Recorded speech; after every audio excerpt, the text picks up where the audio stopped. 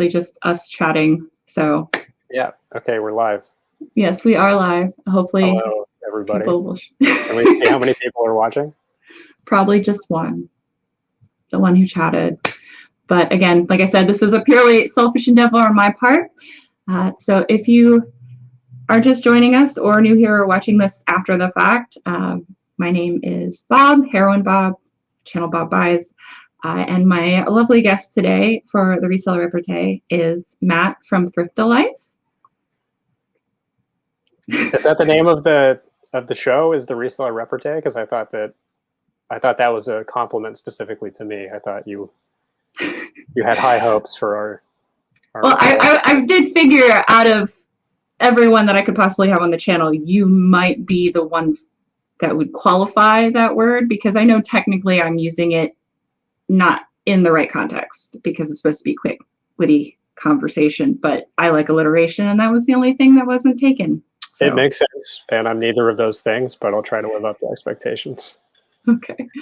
So the reason why I want to have you on here, as I mentioned before, is that I find you very interesting. You came across my suggested feed, and I clicked on your video. It actually wasn't the video that you went viral for. Surprisingly enough, it was for a completely separate haul video. And then I watched that, and then I just kept watching.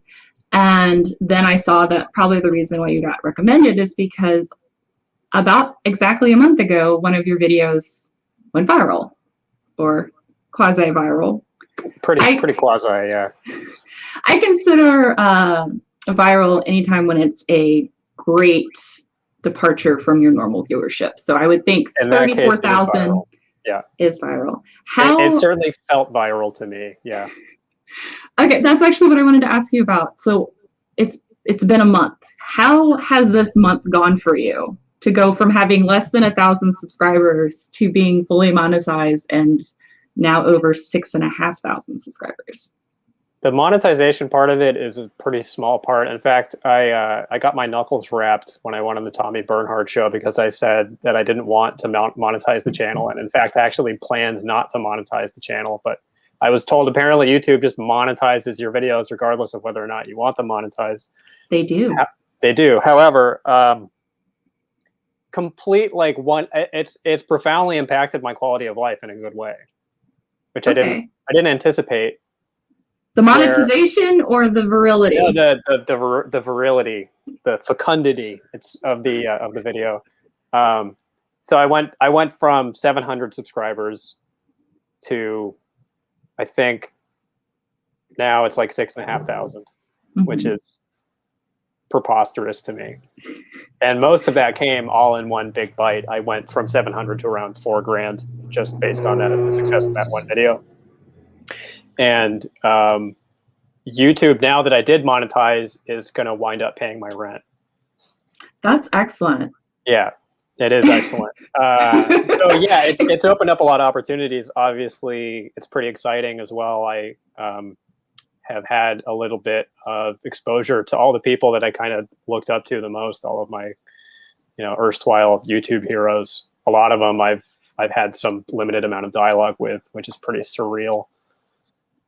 Are they now like reaching out to you more or reciprocating more? Not really. I mean, I kind of got a big bump on the Tommy Bernhard show, which is not like a gigantic podcast, but it is watched by all of those people. So I've gotten like a comment here and there, and I haven't established like a friendship or a strong relationship with any of them. But it's weird to see the people that you are used to being on this little screen taking notice of you.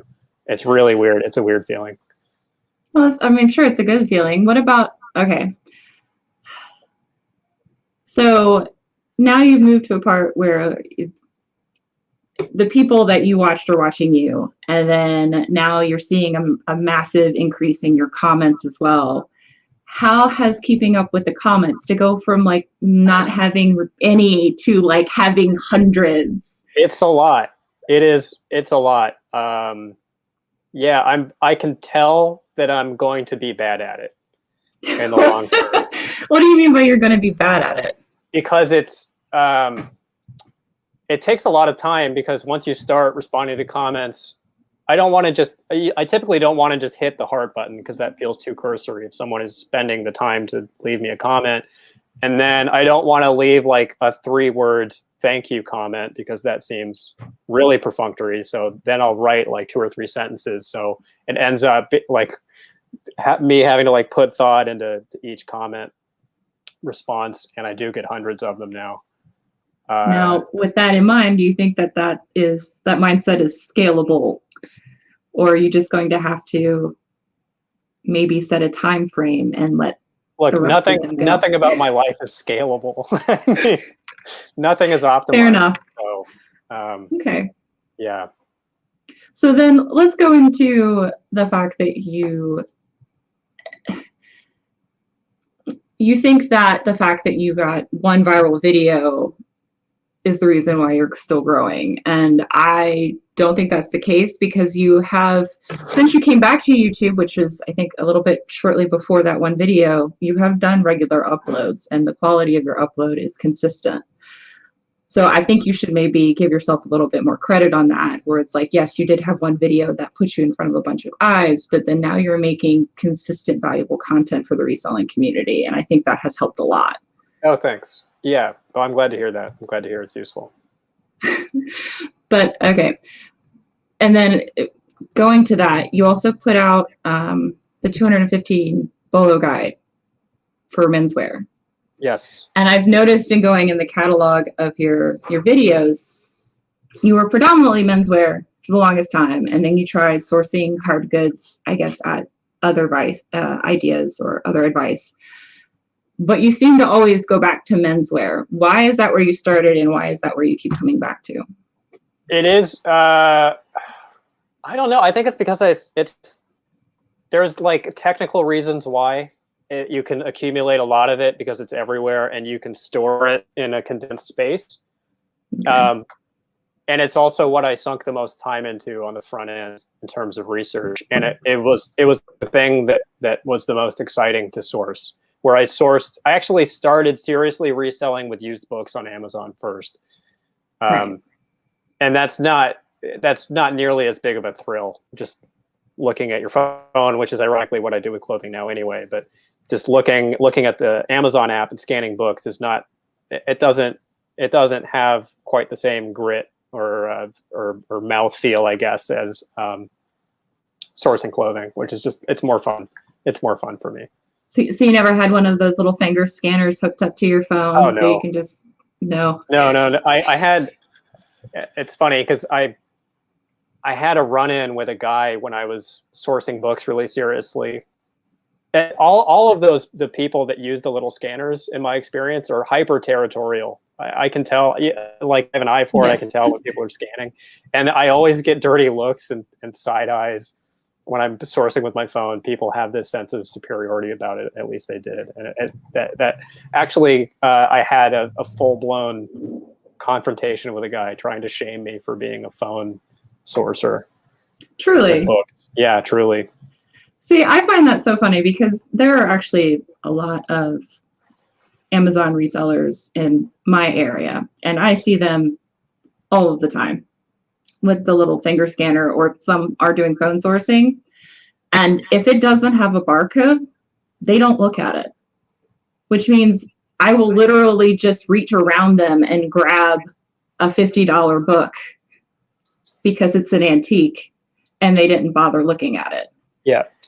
And that's what I find more interesting to source, is antique and pre-barcode. Like, same. I'm bad with the antiques, but my favorite kind of book selling now is selling like pulp paperback books, or like visually interesting paperback books that I just buy with my eye and flip on eBay.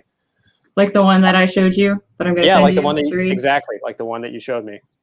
Yeah, no, that particular book doesn't have very much resale value, but I'm also very interested because I too very much like Star Trek, and I saw that one of the main you've writers... outed me as a Trekkie. This is... Well, no, there are many people in my community that also like Star Trek, because some of the individuals that I see in chat right now are also Trekkies and also are from my gaming community. So I do know that they are giant nerds. I love Star Trek, for the record. Yeah.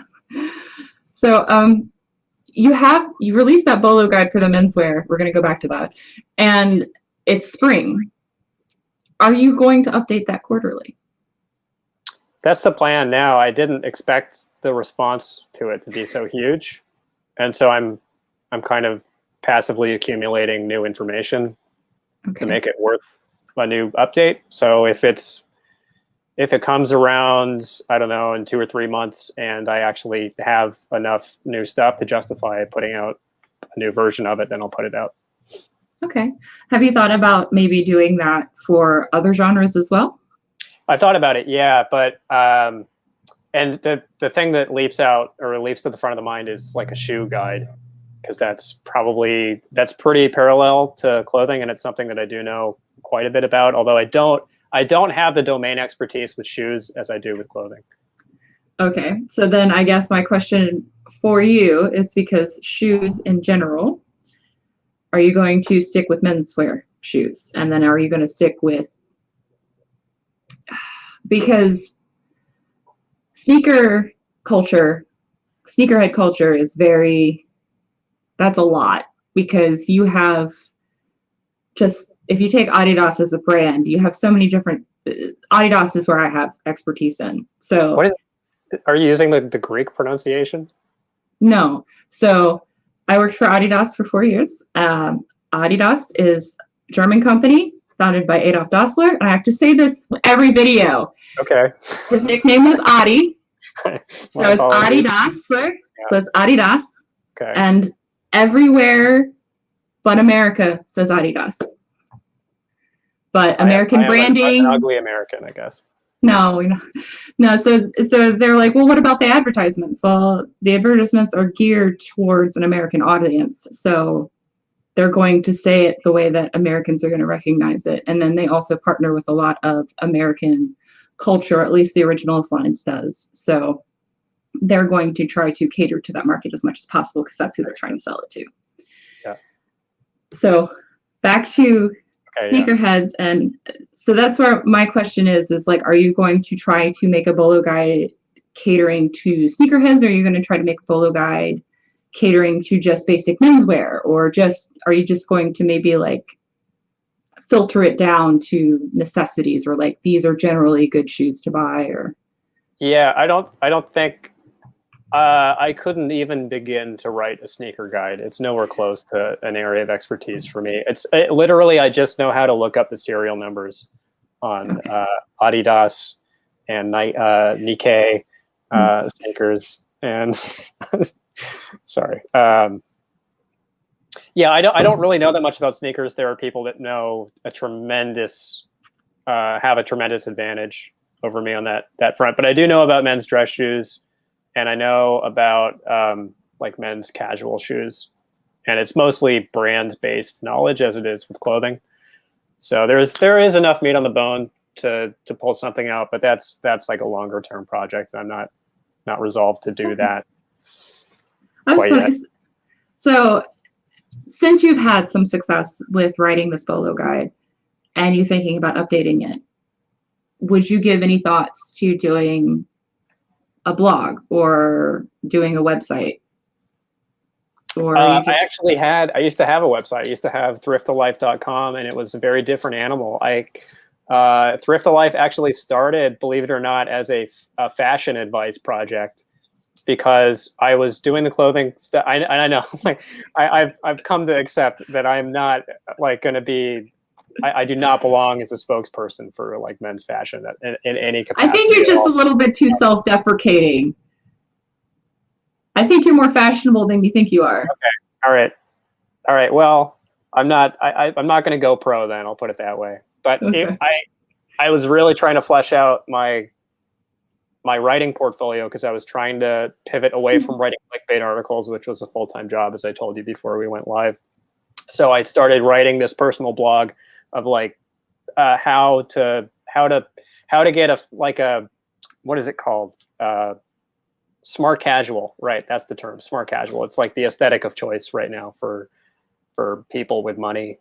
And it was like my guide to how to dress in a smart casual way, only thrifting your clothing so that you don't have to outlay like thousands of dollars to look presentable in the office, etc. And I thought it was a good project. And I actually wound up writing, I got hired at a local paper to write an article based on that blog for a short period of time before I was fired.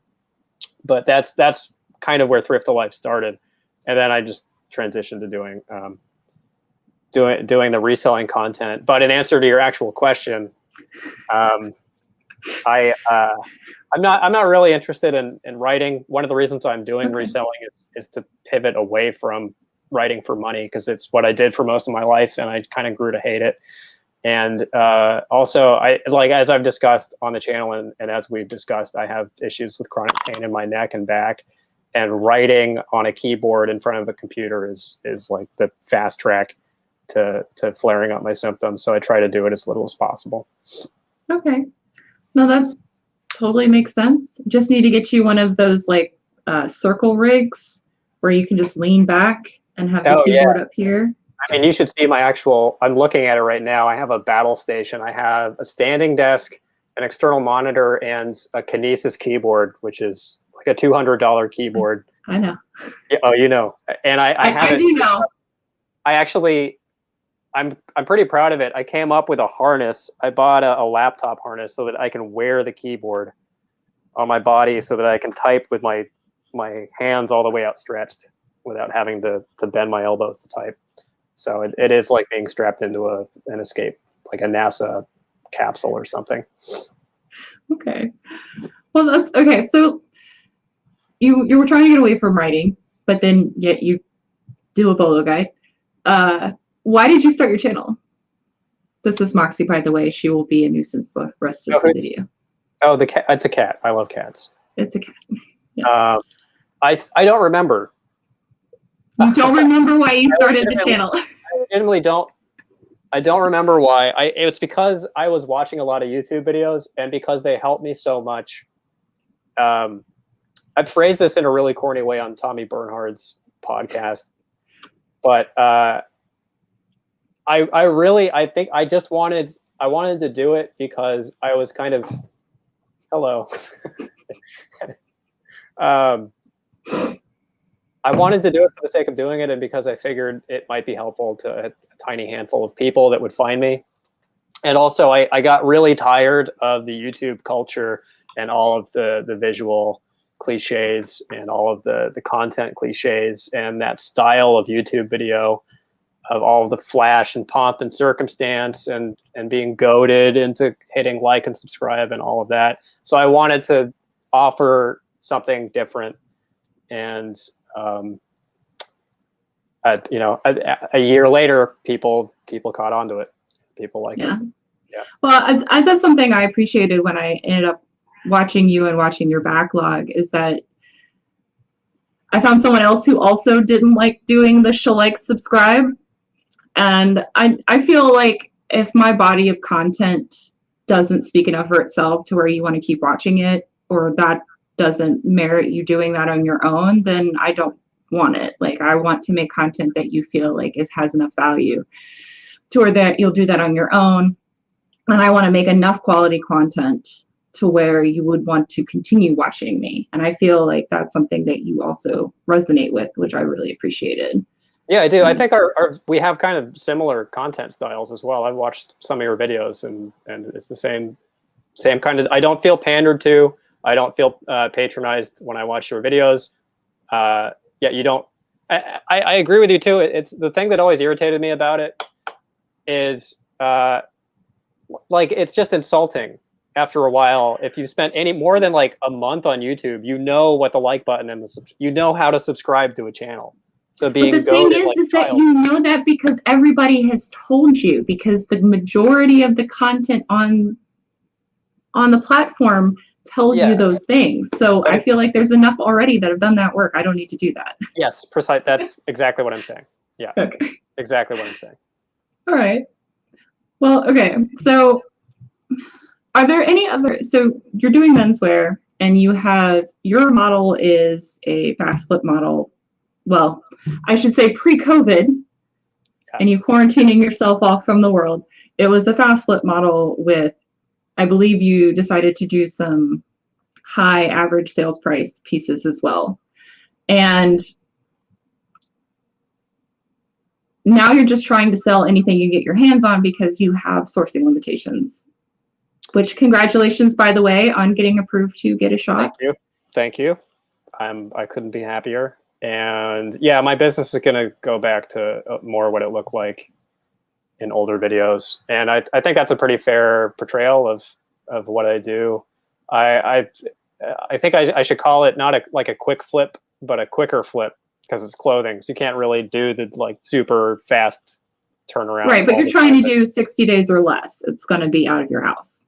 My rule of thumb is typically like 90 days, like 3 months, because that's just based on the eBay numbers. But yeah, that's like the general spirit of it. The majority of the stuff that I source, I don't want to hang on to for more than 2 or 3 months. And I do have higher price stuff peppered in. Some of this, like a tiny minority of it, I will price way up and hope for the best. And other pieces, I will try to do like a proper quick flip with. So what are some of the ways, since you haven't been thrifting, that you have been sourcing, finding items? I know that you've done some videos about finding stuff on OfferUp. You've been doing videos about finding something on one platform and flipping to another. Is there any of that you have found very successful? And there's any of that you might continue doing even once you start thrifting again? Yeah, Poshmark arbitrage is not bad. So the three big wins are sourcing on Poshmark, sourcing on OfferUp, and sourcing at swap meets or flea markets, as they're called, I think most parts of the country. That last one was the big missing piece of the puzzle, and I feel stupid for not taking advantage of it more, because we have outdoor swap meets here. I mean, they're all outdoor, right? But I wasn't. No, some are insides in like big antique malls. So sure. Well, yeah, ours are outdoors, and I've had great success there. But I just recently started going to those, so I think that was a missed opportunity. But takeaways, yeah, Poshmark arbitrage is pretty hit or miss, but you can get some big hits. The quality of the clothing is going to be much lower than you think or hope. I think at least a third of the pieces that I bought off Poshmark had significant undisclosed flaws. But there's a silver lining there. Not that I want to encourage people to do this, but if you do buy something on good faith and it is flawed, a lot of the time you'll just get the item for free. I mean, the returns are not that hard. Sometimes you just get comp the item, in which case you can sell it and it becomes pure profit. That doesn't always happen. But the other big one, OfferUp, local sourcing. It makes your thumbs sore. You know, it's pretty time intensive to find the right stuff, but you can find really great stuff. And I've made quite a bit of money. I haven't sold those doorknobs that I made the video about yet, but that's so sad though. Have you tried putting those on Etsy? I feel like those would have way more success on Etsy. Well, I think I made a mistake in that I put them in 2 giant lots. Yeah, so, no, unfortunately for something like that, people that are flipping furniture that are going to want to either do restoration or going to want to do like MCM style flips and adds a little bit of legitimacy to their piece. By having a detail like that, you would need to do a quantity where they can do a certain number of them. I was hoping that like a design, what are they called? Like an interior design company would buy them in bulk to use on projects, or like renovation companies or something. But I don't think it's going to happen. Unfortunately, it's just not the time for that with COVID at all. Good point. But I watched that video because I was like, what is this? This is so clickbaity. And then I looked and I was like, I would die if I found that, because I love MCM stuff. And I know like Super Geeked here on YouTube as well. She does Victoria Super Geek. She has like her whole house is MCM and it is just beautiful. But I can't believe it. Well, I can't because you have them in lots. But like, I feel like if you parted it out to where you have similar qualities and do quantities, and put them on a platform that caters more to that audience, like on Etsy, I think you'd have a little bit more success for that. I'm sure you're right. Yeah, and once I get through my death pile that I have, I'll probably go circle back around and make a new listing for that stuff. Okay. I know that I haven't done Poshmark arbitrage because of the shipping and because of the fact I also know about the undisclosed flaws, but I've had some success with Macari as well. I don't sell on Macari. I tried to sell on Macari. It was very slow, but finding really good deals on Macari to flip on places like eBay, I've had a great success with Rothy's doing that. People don't know what they have, and they're just a pair of flats. Yeah, because they look like nothing. They just look like trash. Right. And then, but it's a discontinued style, so you sell them for $100 on eBay and you paid like $10, $15 for them. So maybe another sourcing opportunity until sure you get your second shot. But so has there any besides menswear, which is what you have a wealth of knowledge in, have you found anything while you've been doing your online sourcing and trying to just sell anything that you get your hands on that you might try to look out more for when you go back to sourcing? It's a good question. Yeah, I picked up some stuff at garage sales, actually, not so much online arbitrage, but I mean, this has always been the case. I've supplemented the clothing with hard goods, and I've really kind of fallen back in love with selling electronics. Like small consumer electronics are just so easy. It's just such an easy way, such a guaranteed way to make money. If you find something at a garage sale that's about this big or smaller and is worth more than $50 and is electronic, it's worth picking. I mean, not all of it obviously is worth picking up, but I got that flavor back in my mouth and I missed it. Okay. Well, I was just wondering, I don't really get a whole lot of that. Again, there are a lot of resellers in my area, which is part of the reason why I sell a lot of glass and ceramics, is because that is what is left behind, and that is where I have a large body of knowledge in, so yay for me. But when you go back to thrifting, I know James Sims, who's here in the chat, had a question for you. Particularly, when you do go back to thrifting, how often do you go to the thrift store, or how often did you go to the thrift store or source, and then did you have your favorite places to go? I know you've relocated in the last year from LA back to San Diego, so are those thrift stores still there from when you lived here before? And some of them, yeah. The deck has been reshuffled just a little bit. When I was in full swing pre-COVID, I went thrifting at least like 4 or 5 days a week. Sometimes more, all the time. And same when I was living here in San Diego. Now, obviously not as much, but yeah, most of the good spots are still around in San Diego. If people want advice about where to go thrifting in LA, I will give it. I'm not going to give away my spots in San Diego, but if people have questions about LA, then who cares? Okay. I've only been to San Diego once, and it was for a Twitch convention, so I wouldn't really know. I didn't have time to go do anything. It's a great thrifting city. It's like LA. There's thrifts all over the place. Yeah, no. I also have like severe social anxiety, so I can't imagine when you're describing about like being nut to butt, basically. Yeah. In the places, I don't want anything to do with that. Look, I didn't either. I mean, it was trial by fire. I was surprised to find myself as this like road warrior of the thrift stores after a couple of months of living up there, just because it's born out of necessity. It is quite literally combat shopping. There were fights all the time, including not physical fights, but I got into confrontations with people on a semi-regular basis. And I've had people in the comments say, like, obviously the common denominator here is you're the big asshole. But if you haven't thrifted in LA, truly it's like thrifting in hell. I mean, it's the most chaotic imaginable way to. I think maybe some of those people leaving those comments have never like experienced much time in the larger cities in California to really know what it's like. I've been to California multiple times in all the large cities for conventions. So I have been there where it's very crowded, and not just for the convention, but like there's just people everywhere all the time. So I can only imagine what it's like there. And then for my area, I live in Hampton Roads area in Virginia, and we have a Ben's, and most Ben's that I have seen, they sell glass and ceramics. The Ben's in my area does not sell glass and ceramics because they've had too many people purposely break stuff and cut people with it.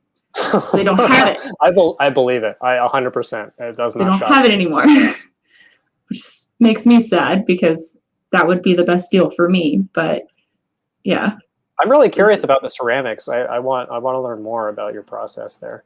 What you look for in terms of value. Okay. For me,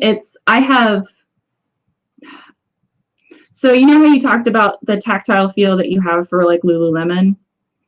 You have like you develop a tactile feel, and I had to develop the tactile feel for quality and age in ceramic and glass pieces based on the weight and small fragments, because as I mentioned to you off the live, I have a degree in history with an emphasis in American archaeology. So there would be a dig site and I would be doing the lab work, and I just get this giant clump of stuff. It's big old clump of dirt, and I got to figure out what all the stuff is inside of it. And so you have to be able to tell the difference between ceramic, glass, plastic, bone.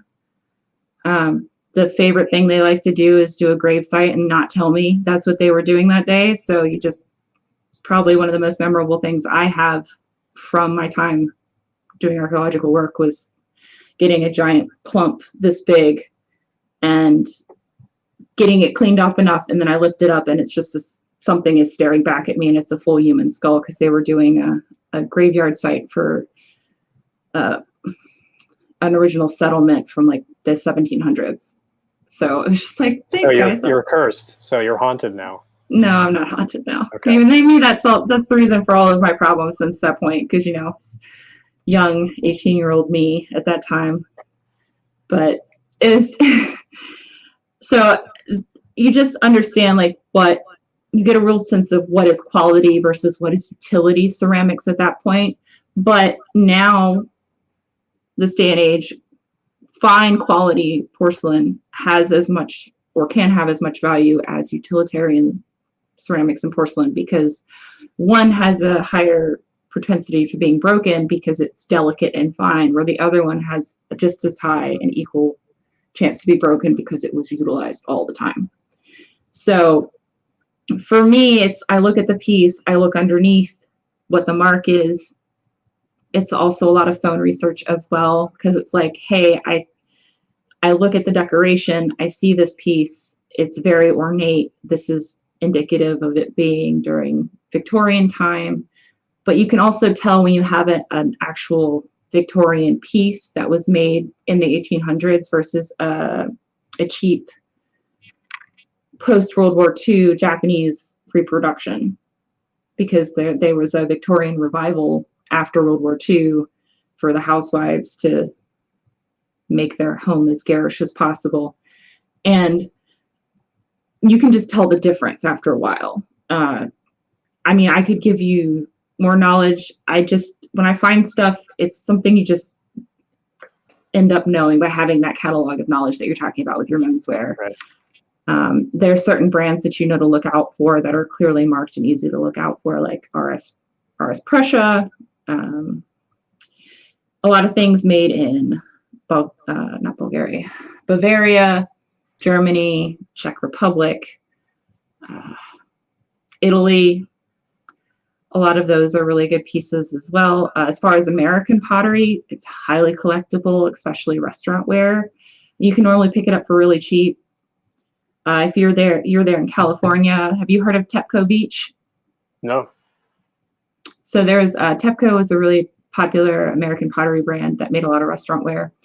And there is a beach that was like, I think either downstream or upstream, I'm not sure, but it has a lot of the remnants from the factory that wash up on shore. So you'll just see like big chunks of pieces, and people go walk the beach and they'll just find huge pieces of Tepco ware, or big chunks of Tepco ware.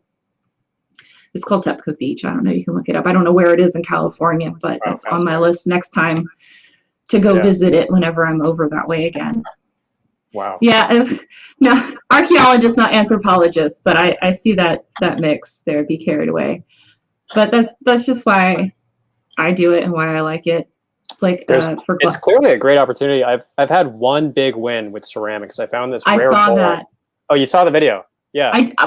when I say I have literally watched every single one of your videos, I have believe it. Yeah, literally no, watched every single I one saw of your you videos. pop up in like the deepest of cuts on my channel. I was just like, I'm sure this is really old, but like I know about this one thing, so I'm gonna share it because I looked at all the other comments. No one else said anything. You may have learned it by now, but like here you go. No, I appreciated it. Yeah, I'm just glad. I actually, a lot of my videos, to pat myself on the back a little bit, those videos when I was in LA that have like 200 or 300 views still, those are my favorite videos. I think those are like my best content. Maybe you don't disagree. Why? Why is Just that? I was like, I was really pissed off all the time and tired. And I think it was kind of when I was at my funniest. And it was also when I was first cultivating my method, my like sell-through thinking about clothing. So I was making all these great finds and I was super engaged with the process. So that's when I think about my channel, I don't actually think about the recent videos. I think back to sitting on that gray couch in the living room. So I did make a mention earlier in our conversation, like, you know, that you had the one video about the 20 best-selling men's brands, and your content following that has been very consistent and along the same timeline. And is that because like you're trying to follow the formula that worked for that initial video, or is that because you're making content and that's content that you can make right now because of the fact that you're not sourcing? Yes and yes. So that style of content that I'm putting out right now is gonna probably end up taking a back seat when I get back to thrifting, because it's going to be much more actual like sourcing oriented and less evergreen. I also have had this style just because it seems like what's most useful to people, and I've gotten a lot of plaudits for being kind of a more utilitarian channel, to borrow your word. So that's, you know, it's what people want. So I'm giving it to them and kind of doing a little bit less shucking and jiving in terms of my own personality in front of the camera. Carol, I'm very, very jealous. She just put in the chat she found forum as oh my god dishes. I have one of my videos where it was like 5 of the top mugs that you can get at the thrift store for nothing and make tens if not hundreds of dollars.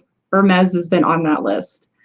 And so I think the reason why I like your methodology as far as fast flipping goes is because it's something that I do a lot. A lot of people don't understand why I pick up mugs so much. And it's because it's something I enjoy, but also like I can get it for less than $1 almost everywhere. And I sell mugs all the time. I haven't been picking them up as much recently, but that's because I haven't been sourcing, because I've been trying to go through this giant estate sale haul.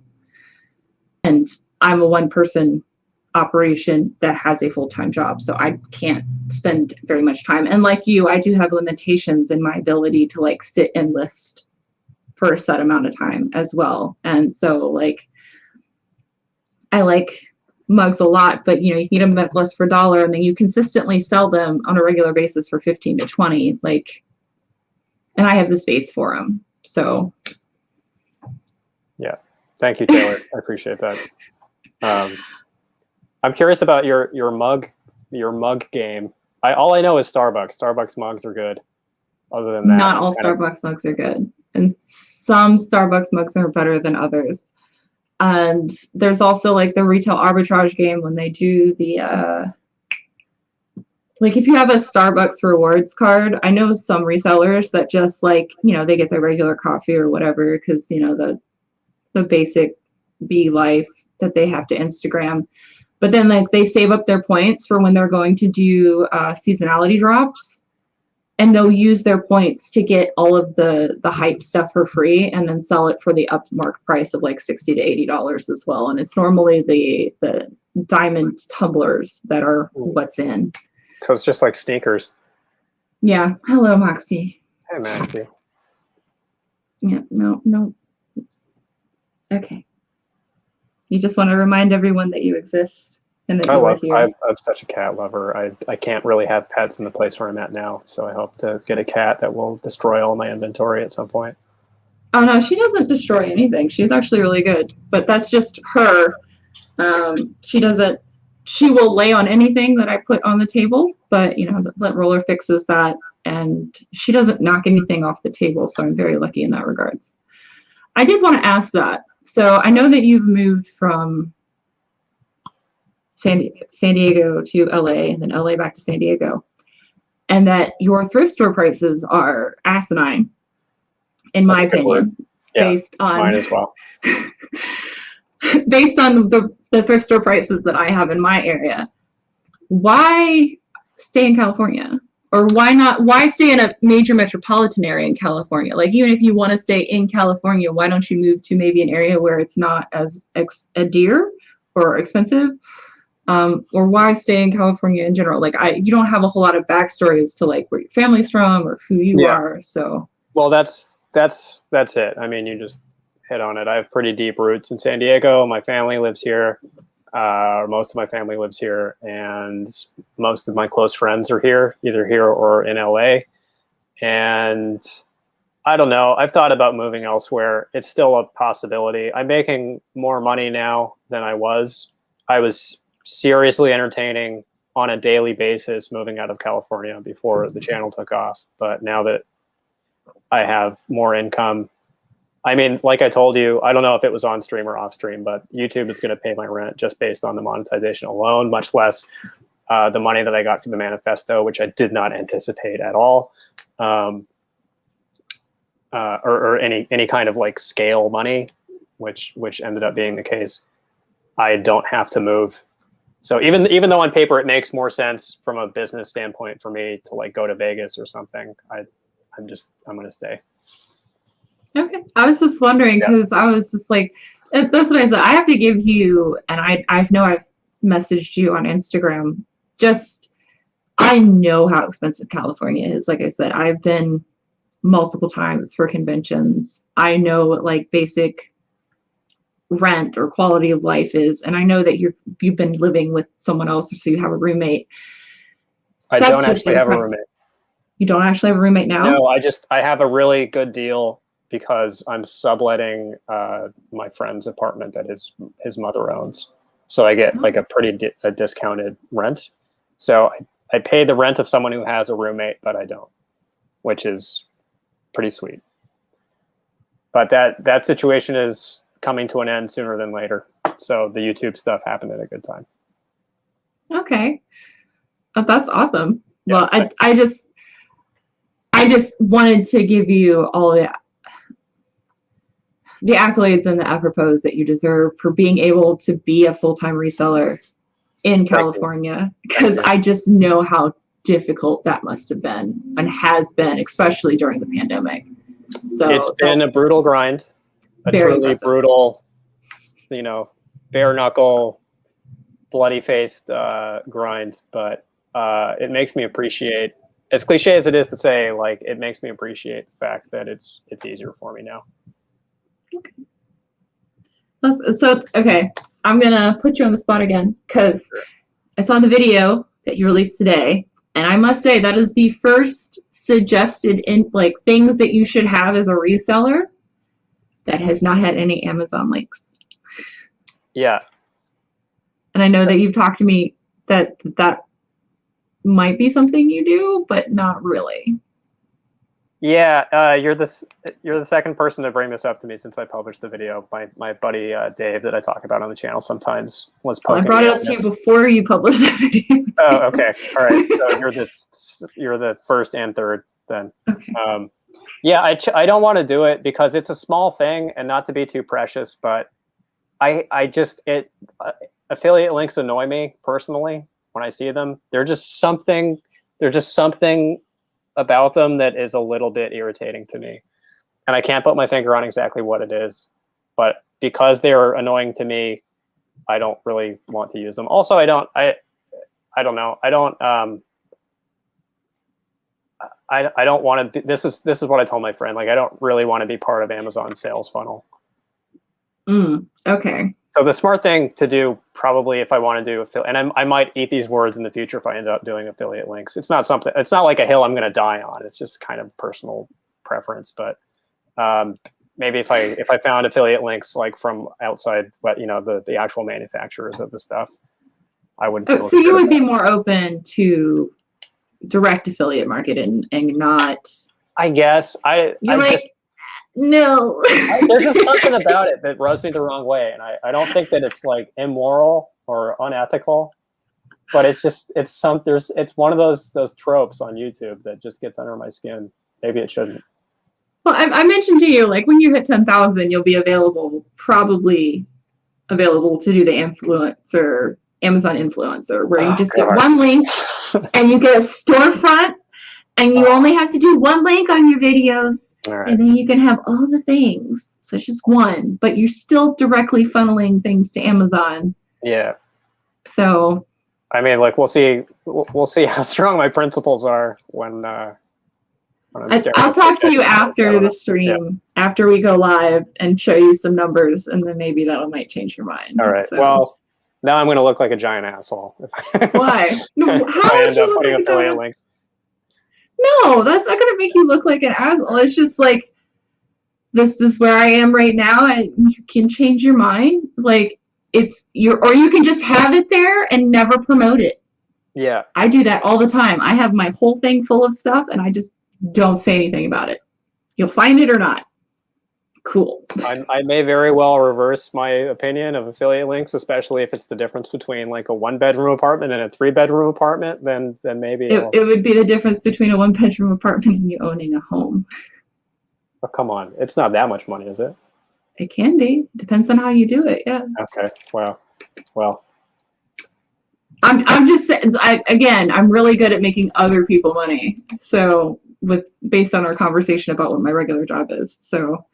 Yeah, and that's Amber yourselves. Hello, I watch you all the time, so nice to see you. I watch Amber all the time as well. So, yeah, and that's the thing. Like, if you're just trying to shill a product, that's one thing, because there are plenty of like Instagram companies that'll ask you to shill their product, and then you get an affiliate link, or they'll like, hey, refer my thing on Amazon and you can make money off your affiliate link. But if it's something like you actually use, and like it's something that people have seen you repeatedly use before you mention it in videos, it's obviously something that you believe in. And that's why it's important. Yeah, well, a lot of that stuff I don't believe in. Like the steamer, I hate my steamer. Well, yeah, your steamer sucks. I saw what you were using. Yeah, it's terrible.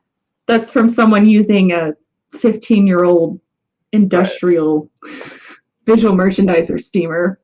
Yeah, it's like that I got from Adidas. Like a TV, like a seen on TV product. It's so bad. Oh, that's kind of you, Amber. Thank you. So, do you have any questions for me? I feel like I have dominated this conversation. Yeah, I know it's my channel, but what's your end game? Why do you have a YouTube channel? Why do you make content? What are you hoping to get out of it? Okay. Well, as I mentioned to you off stream, I've actually been reselling since eBay has existed. I started when I was a little tiny child doing Beanie Babies when those were a thing in the 90s, and making my mommy write checks for me as I was winning and selling things. And then, after college, life got hard because I had to pay for everything myself. And, I am a disabled creator, and I wasn't diagnosed until 2016 with what I have. So it wasn't managed until then. So then reselling became a means to pay medical bills. And then now it's just been a couple years. I started seeing a lot of reselling content in my suggested feed. And I was like, wait, I've done retail arbitrage before, like buying, because we have an outlet here in Hampton Roads. So I've bought stuff from the outlet mall and sold it on like the sneakerhead sites. That's why I asked specifically about sneakerhead stuff, is because I have a lot of that. And then there was on Twitch, because I am a Twitch partner and I stream regularly on Twitch, there was a sneakerhead program on Twitch that was live on Twitch every week. They don't do that anymore, but like using that knowledge to get those drops and then do like StockX and Grailed and that kind of stuff. And I was like, wait, I could buy stuff from the thrift store and sell it online. I was like, I know so many things. If I can find it at the thrift store, that would be way better. And then I started doing it and I was like, well, I don't like YouTube gaming. So maybe I'll make a channel around this. And then I noticed that there aren't very many resellers in the space that do hard goods the way I do hard goods. Most people like do it the way that you talked about, like doing small electronics or video games. I can't do that in my area because there's too much competition and I almost never find it. But nobody does glass and ceramics. And there's a lot of glass and ceramics in my area. I've made a video about this, like my sourcing strategy, because I work in Williamsburg. I live in Newport News. So high military turnover. People can't pack all that stuff up and move because like the military will give you a certain amount or a certain size of crate that you can pack your household in. So they just donate everything. And then Williamsburg is a high retirement community. So there's a lot of old people. Unfortunately, most humans have an expiration date, which they meet in Williamsburg. And as such, their estates, the estate sale companies in my area have a tendency to mark up things way more than the average person is going to sell them for or buy them for in our area. So then all that stuff ends up the estate sales. One of my favorite hole-in-the-wall thrift stores, actually, they get estate sale leftovers. So one of my favorite things is going in there and getting all the stuff that they don't know about. Like if it doesn't cater specifically towards little old lady, they aren't going to know what it is. And so I'm going to be able to buy it up. Like I bought original Ray Dunn magenta pieces from there and like older antique brands that they don't know about. So like that's why I wanted to make a YouTube channel, is because I think over the years they specialize in glass and ceramics, but they're a smaller channel and it's him and his girlfriend and their mom, Ma Dukes, and then like Crazy Lamp Lady, who is a really big, like 100,000 plus person, and she does mostly that as well. But I don't really see a whole lot of people that talk about regular stuff that you can find in the thrift store often. So that's why it's novel to me. It's really interesting stuff. Do you do pots and pans at all, or just ceramics? I do. I've had great luck with pots and pans. I feel like it's an underappreciated niche to resell. Right. So that's why I talk about a lot of times on my channel. Like I think a lot of resellers sleep on going to Habitat Humanity restores because they don't do clothes at all, but people will donate stuff to them. So what they'll do for the Habitat Humanity restore stuff is they'll actually take their clothing donations, a lot of their clothing donations, and they'll give it to homeless shelters in the area, or at least that's what they do in my area. And then all of the home goods and like the housing building stuff they sell in their store. And like I found Reverewear, which is a really great brand to sell like whole china sets, like whole Homer Laughlin china sets, which are amazing to resell as far as like piecing things off. China in general, if you're going to sell china sets, I would recommend breaking it up and selling it as replacements. And then doing that only during the holiday season, because, well, after COVID is no longer a thing, but prior I had a lot of success selling replacement china pieces because people gather together and they're like, oh, I broke grandma's blah, blah, blah. I need a replacement for this. And then you sell like a plate you got for pennies for like $10 to $15. So even if you get the full set, you'll break it up, part it out. Yes. Interesting. People just mostly don't because buy I don't want to ship all that at one time. That's a nightmare. Yeah. But like if someone buys all of it, because what you can do is you just do like the variation listing. So you just take a big picture of the whole thing and then you break up the variation listing and they can pick what they want. And then, you know, eBay has the buy more, save more feature. So if they want to buy all of it, they can. I've had people buy a whole set of one thing and then ship it off. And, you know, I paid $5 or $6 for something. I sell it for 80 to 90.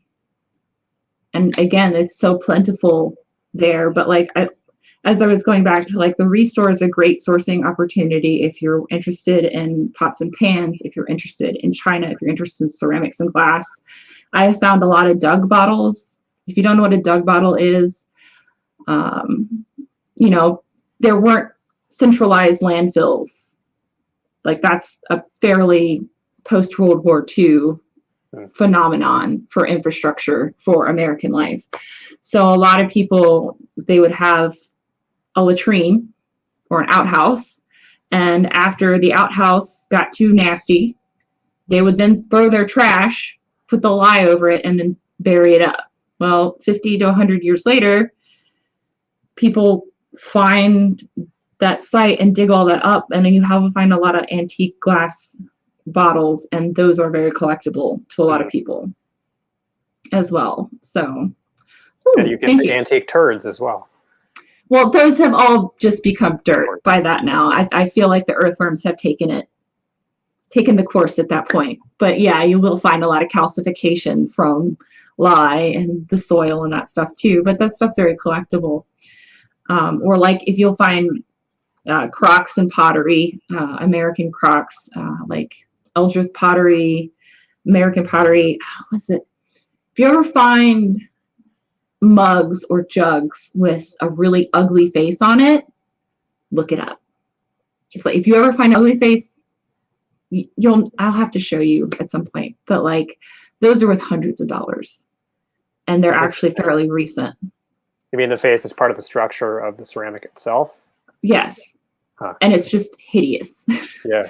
I can't remember the name of the pottery off the bat, but it's one pottery here in the South that makes them, and the original artist has passed. So like a lot of their stuff is very valuable. But I do reselling, and I've made this channel mostly because the things that I find and I'm able to source regularly is not often talked about on this channel.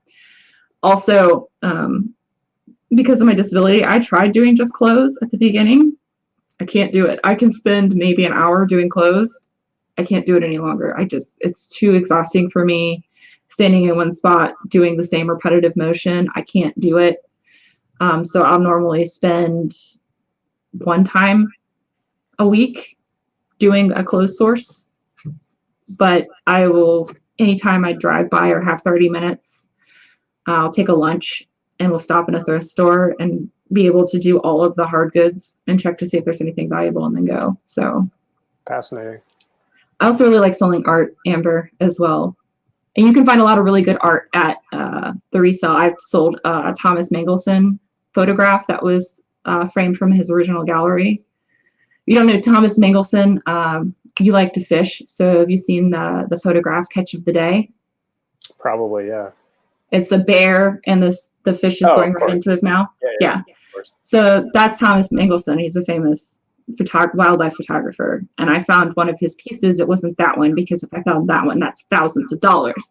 But like you can find a lot of really quality framed art at the restore. You can get it for like less than $10 and then sell it for 50 to 100. Like the wall that you see me in some of my videos is comprised of art that I'm just waiting for it to sell, because that stuff of course is going to be long tail. But so do you have do you have art knowledge that you run off of, or are you able to just do phone research to find those pieces?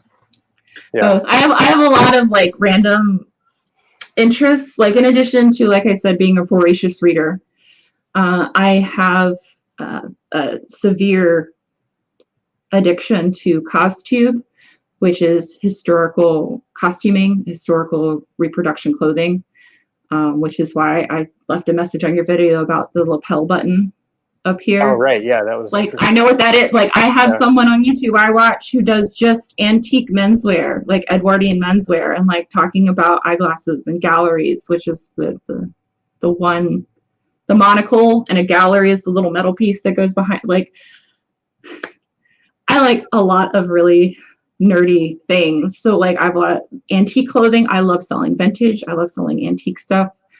I like saving that. I like sewing. So a lot of crafting materials and stuff as well, or things that would be good for like, if you're ever in a thrift store and you look at the linen section, not just like the Teenage Mutant Ninja Turtles or like the nostalgia stuff that people are trying to rebuy their childhood. If you find a lot of vintage linens, people will use that fabric for sewing historical garments, because like a giant king size flat sheet in a cotton is going to be perfect for making a petticoat. So Do you get Like freaked that out by stuff. bed bugs at all? Because I don't touch the linens at all for that reason. I don't touch pillows or plushes or linens.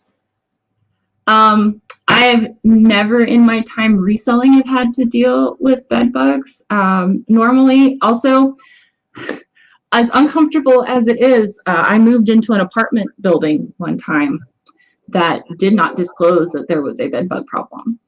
So I know what to look out for. Yeah. Because I had to actually write them a breach of contract to get out of there, and I had to throw away 95% of my stuff. So I know exactly what bed bugs are. I've never had to deal with it with reselling. I'm very good about checking stuff, but normally anything I bring clothing in, it goes immediately in a hot wash if it can. If not, it stays in my car for 2 weeks. Especially in Virginia summers. If you have a Virginia summer, so it gets to like, it can get up to 110. So the heat that, and I had to learn this because I actually had to deal with bed bugs at one point in my life. Again, not from reselling, but just from having a not nice apartment complex. If you leave something in your car and it gets hot to like 110 outside and you leave it in the sun for 2 weeks, that kind of heat will kill everything, and then you just put it in the wash and you're fine. Huh. So, but no, I'm not worried about that just because I know what I look for and because everything immediately gets washed. So, I mean, bed bugs normally leave quite a detritus on the linen to where you'd be able to tell. But no, I've not had an issue with that. Yeah, I had a bed bug scare when I lived in LA. It was one of the most terrifying days of my life. I mean, it was... Because I found, I kept getting, I don't know if this is an interesting story, but I kept getting bites all over my arms when I slept. It ended up being a mosquito. But that was just really like that one spot. Huh? That's just really like that one spot on your body. Well, it was a line of bites down my arm, which is oh no, yeah, apparently that would like be concerning. Yeah, it's like very bed bug specific how they do that. So I turned all of my bedding over, flipped my mattress on its side, tore apart my entire room, and I found casings from carpet beetles in my box frame, which looked just like bed bug casings, and I lost my mind. I thought my business was over. I thought I had to pack up eBay because, you know, like I thought all of my clothing is compromised. I can't export bed bugs to people. So it put the fear of God in me. Yeah, no. I know what that's like. I'm not worried about it. But yeah, that's can be a very serious thing. I know that's why I don't do auctions, like storage auctions. I don't do storage auctions in my area for that fear, because there have been instances in some places around here. That's also why I don't tend to source in Richmond very often. Or if I am sourcing in Richmond, I'm normally sticking to the hard goods that I like. I don't do a whole lot of clothes in a lot of areas. And it's not because like there's anything wrong with Richmond or it's dirty, but there are higher cases, reported instances of Moxie in that area. And that's the only reason why. I know, baby girl. So have you toyed around with other kinds of reselling other than clothing and porcelain? Have you like done any Amazon or anything like that? Mm-hmm.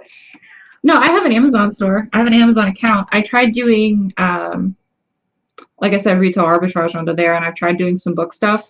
I'll throw stuff up on something on there if like it's a new condition. If I find something in new condition that I think would do better there and I don't want to keep it in my house, I have an account. I don't have like the $40 per month account because that's ridiculous unless you're doing any kind of volume. But yeah, I do do FBA. I just don't do it very often. As far as other reselling, I mean, I do eBay. I've done Poshmark. I'm mostly just focusing on eBay right now because that has the highest turnaround. And I have the most experience on there. Plus, whenever I'm doing a cross listing, eBay is the most complicated out of all the platforms. So if you list on eBay, you're quick at listing on eBay, you're just cross-listing on other platforms is very quick. So I'm just focusing on that right now. What else do you mean by other sources of reselling, like getting an antique booth or something like that? Yeah, anything. I mean, like any other niches that you know you haven't discussed on your channel, or like because I went through many gestations as a reseller before I arrived at doing clothing full time, or for the most part. I've Are you sold talking about like the different models, like the highest ASP model and the fast flipping or the volume, or? Yeah, and I guess, could you rephrase it maybe? Yeah, I did, I've done, I don't know, you said you do retail arbitrage. I went through a period where I tried to go full online arbitrage, doing coupon arbitrage on Amazon, which was a nightmare. Oh, I remember that video. Okay. Terrible. I tried like flipping locally to secondhand stores. I tried, I've tried to focus on various niches, learned hard goods niches. I don't know, I'm just curious, what have you tried that didn't work for you? Is what I'm really Amazon asking. didn't work for me. The retail to Amazon did not work for me. I tried that. Nothing. So the retail arbitrage is not sustainable in my area, mostly because the outlets around here. I am not going to drive. I do not have the energy to drive and to go to multiple stores in a day. Unfortunately, that is a physical health limitation that I have. So I can go to up to 3 stores and spend up to an hour in each store, and then I can't do anything else the rest of the day. I can't list, I can't clean, I can't do anything. So for me, I have too many health limitations that make it so anything other than what I'm currently doing is not something I could do. So could I become a full-time reseller and content creator? Yeah, I could do that because I'm not doing my full-time job. And my full-time job takes a lot of mental resources in addition to like 8 hours of my day. But physically, I still wouldn't be able to go to multiple thrift stores to source at volume. So I would still at that point only be sourcing once a day, maybe at 2 stores. So I could still have energy to list afterwards. I wouldn't be able to do any kind of like, ready, set, resell volume. I couldn't be able to do Renzi volume. Renzi's a shoe reseller here on YouTube. I couldn't do that kind of sourcing volume. I just physically can't. So for me, there is a health plateau. And I, like you, have no desire to employ other people. I already have been a manager and dealt with other people too much in my life to where I would just be happy working for myself in my own little lane. And if I make more money, it would just be from affiliate links or from my YouTube channel growing and being more revenue that way. I wouldn't do anything else as far as like, I'm 1,000 listings sounds impossible to me. So my store would probably get maybe to 500, 700. And it would stay there. I wouldn't be able to do more than that. I wouldn't really want to do more than that because it's too much time and energy for me. Yeah. And then also, like, I still stream on Twitch, and I like video games too much to. What do you play? What are your games? What are my games? Yeah. Right now, because life is stressful and we're in the middle of season at work, it's mostly a lot of Animal Crossing and Stardew Valley. Also, I found a reselling video game, which is great. It's called Barn Finder, and you pay gas. It's like if Storage Wars and American Picker made a really corny video game that like leaned in hard into every single stereotype from those shows. Yeah. That is this video game. And you go to these places and like you try to find all the valuable stuff, and then me as an actual reseller get violently angry sometimes when you can't take some of the stuff to the store to sell, because it's like you go into a storage auction and there's shelving that has all this stuff on it, and you can't take the shelving with you even though the shelving has as much value as the stuff that was on the shelving. It's called Barn Finders. It's really good. I'm enjoying the crap out of that. And I've been playing that mostly because I can't go sourcing because I'm trying to be good and actually get through my death pile. But that's what I'm playing. It's a lot of casual games. Also, I need my one investment for this year is I want to get to a point where I can build a new computer because I want to play other games. Like I want to play Apex Legends. I want to play PUBG. I want to play Valheim. I don't know if anybody knows the video games I'm talking about at all. My video game literacy stops at 2006. Okay. It stops with like Halo 3. Anything after that, I'm no good. I have like one of my favorite games to play. I like a lot of card games. They're normally roguelike card games. So I'm playing a lot of Banners of Ruin, Slay the Spire. I don't really talk about a lot about video games because unless you're someone that sells video games as one of your main things, you're not going to know half the games I'm talking about. Because did you play Diablo ever? I played Diablo at BlizzCon in 2009. That is the only time I played Diablo. Oh, man. I think that's in my head is like this perfect metaphor, this like total parallel universe with reselling. I have like, you know, Diablo imagery and soundtrack in my head when I source sometimes. Really? Which one was it? You said 2, wasn't it? Was Diablo the one you were playing? Yeah, I played a lot of the first one, the second one. In 2009, I was playing Diablo, like the intro to Diablo 3, and then they got mad because I like recorded a minute of it and they kicked me out of the demo area because I was like, look, they have werewolves this time. Yeah. No, but I was playing a lot of WoW at that time. I played WoW for way too many years of my life. I got to level 27 with a Minotaur warrior or whatever the character class was. Yeah, no, I would spend 8 hours a day farming materials to be on a server to do raids because we were the top raiding guild on my server, and I was the druid healer. I just spent 4 years doing that on multiple servers. Did you at least sell your character for?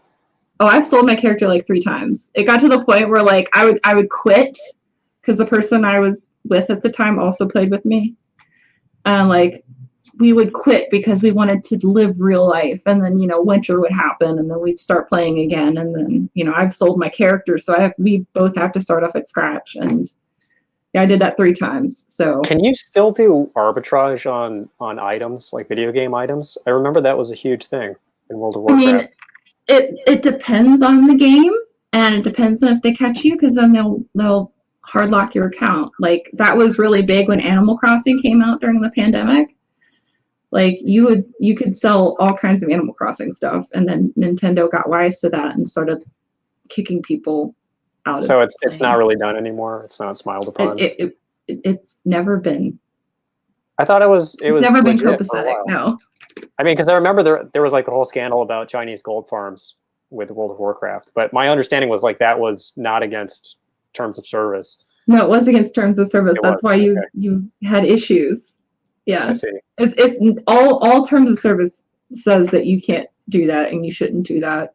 That doesn't stop it from happening. But yeah, it's against. I'm showing my noob colors here. I don't know this world that well. No, it's okay. Yeah, like in key selling is a big thing that's really frowned upon as well. Excuse me. So like, because I'm a Twitch partner, like I get video games. I haven't had to pay for a video game that wasn't a Nintendo game in like years. Wow. So you get keys offered by developers, so that way you can showcase their game on either your channel or your stream. And like sometimes people resell them instead of use them, and that's a big no-no. That gets you blacklisted real fast. But that still happens. So yeah, it's a lot. But yeah, so like even if I was to do this full time, I still wouldn't do it full time. I like too many different things. If I was to be content creation full time, I'd probably just do all my other pet projects, like have a book channel and do book. Have you thought about doing that? Review. Oh yeah, I've thought about doing that. I've tried doing that multiple times. It requires too much time. Because you gotta read the books. No, reading the book takes me no time. I can read a full 400-page novel in like 5 hours. It's ridiculous. Are you for real? Yeah. Are you using some speed reading technique, or you just no? You just get so engrossed that it just that's a lot of trauma, and escapism has helped me in my life. I can read real fast. Wow.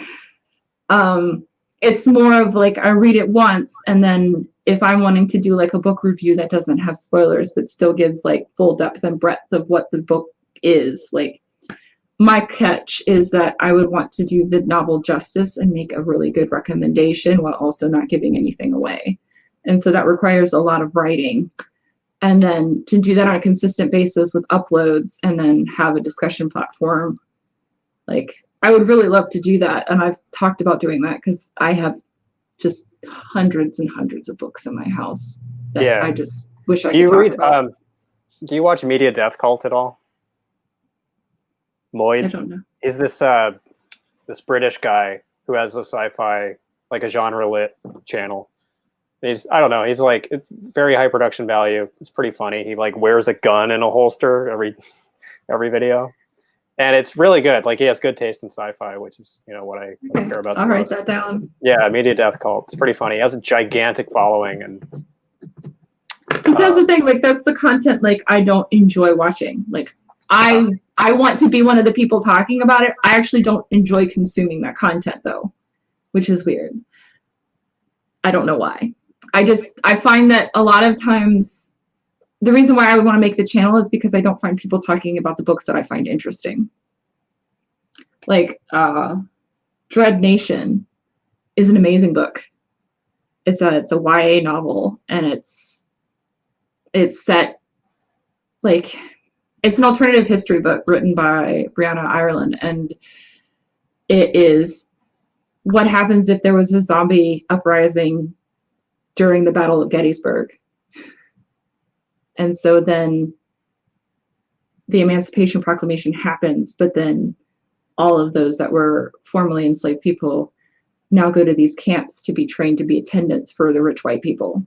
So it's just reconstruction in another way with this alternative history. And then it talks about, you know, the indigenous people's re-education programs, like re-education schools where children were stolen from indigenous tribes and like re-educated and then like rehomed with white people. Like it talks about a lot of really heavy historical topics, but in this alternative history with zombies. I really like that kind of stuff as well. I like books that have a fiction part, but also give a lot of history, and then normally have like 2 or 3 pages of footnotes of nonfiction books to read as source materials, which I then go read those source material books because I find that interesting as well. So that was a tangent that didn't need to go on. So I'm sorry about that. No, I love sci-fi stuff. I mean, I don't know that anybody else would be interested, but I could talk about sci-fi lit for another hour. Okay. Yeah, no, that's what I said. Like, I really appreciated your vocabulary. I was like, most people that talk like that on a regular basis, normally it's because of the fact they read a lot. That's been my understanding. It's my understanding as well. There's like a direct link between, I guess, to immodestly accept your premise that I'm a good speaker. I have noticed there is a direct connection between how people process language in terms of like reading comprehension and how they speak, or their like facility with language. Right. And it's yeah.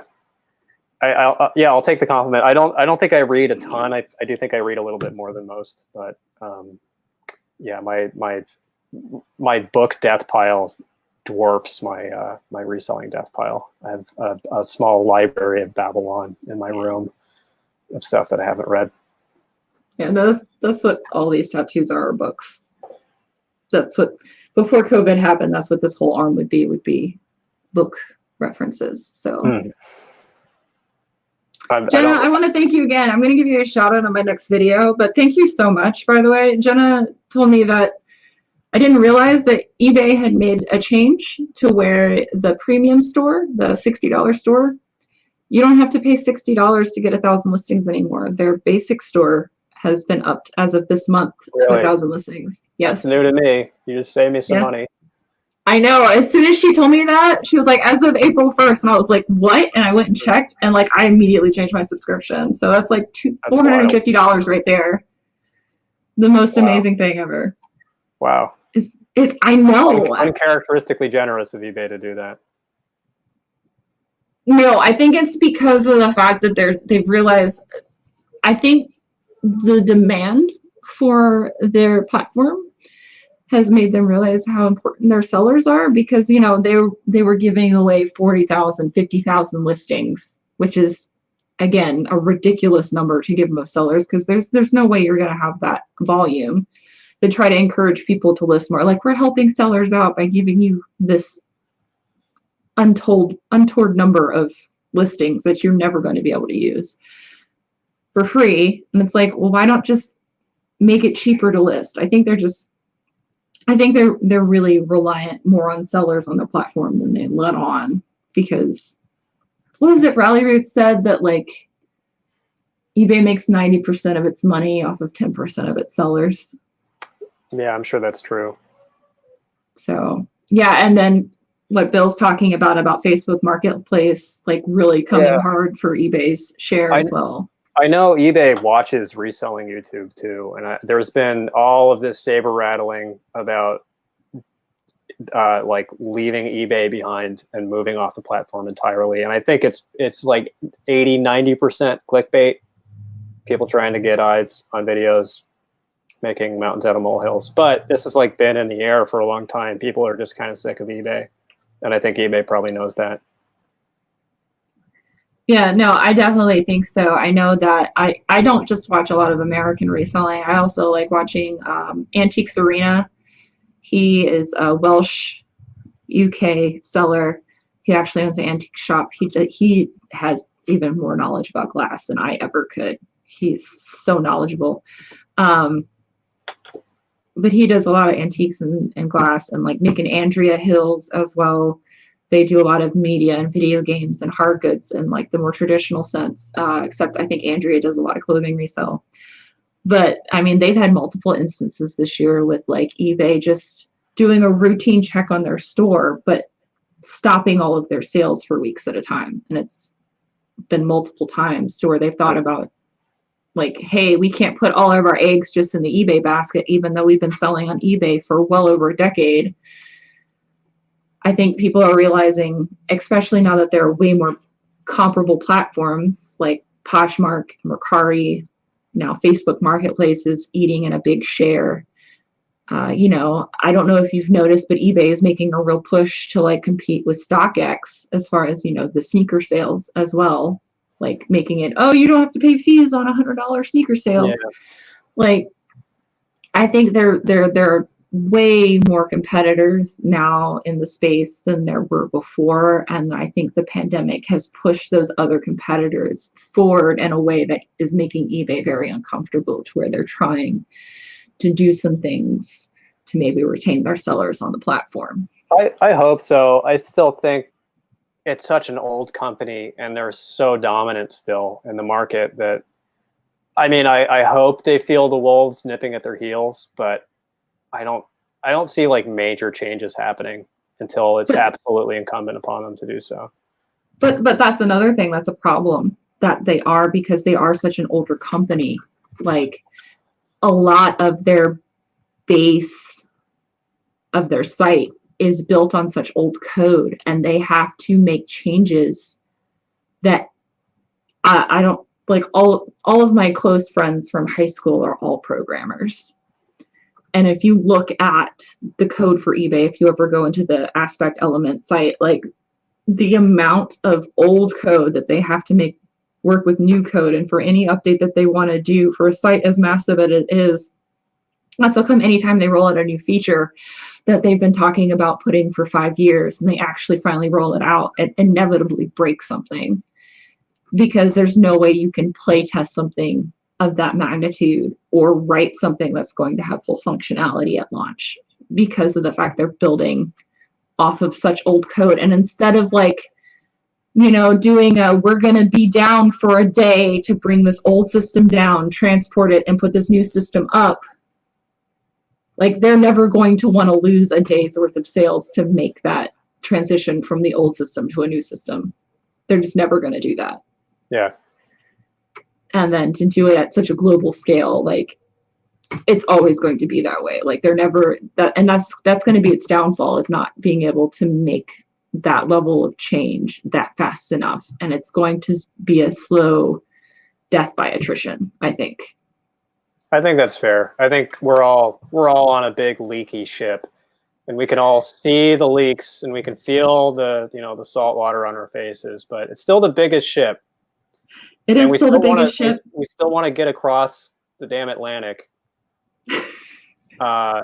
So I don't know. It's hard to take seriously when people are pulling their hair out about how eBay has finally crossed the line. Like Oh yeah, no, the thumbnails are a little much. Like, yeah, thumbnails are painful. Like, honestly, all of my thumbnails, even the ones that look clickbaity, like my latest one where I was doing this, like, it's just a screen grab that I put some words on. Like, I'm just I talk a lot with my arms and hands all the time. yeah. So I'm just like, all right, this looks good, cool. I used to just not even put words up there. I just like let YouTube do my screen grab. I figured if it worked for Jenna Marbles for a decade, it'll work for me, but I was wrong. So I changed my mind and actually put words up. Yeah, hey, same. So you have a very, so are you just doing a screen grab and then putting black and white words up there? Yeah. Yeah. Yeah. Okay. That's what I was doing for a while, and then I kind of stopped, and it's been working. So. All right. Well, I'll give you two options right now, and I'll give chat two options. I have to drink 2 gallons of water for my disorder. I have to pee. So we can either stop the chat now and end the day. I'm very open about that. Or you can entertain them for 5 minutes and I'll be right back. Okay. I will give you that I'll option. field questions. I don't mind. I will have exactly 1 glass of water though. So I will be back to answer questions in about 60 seconds. Here, you go first. Go first. Okay. All right.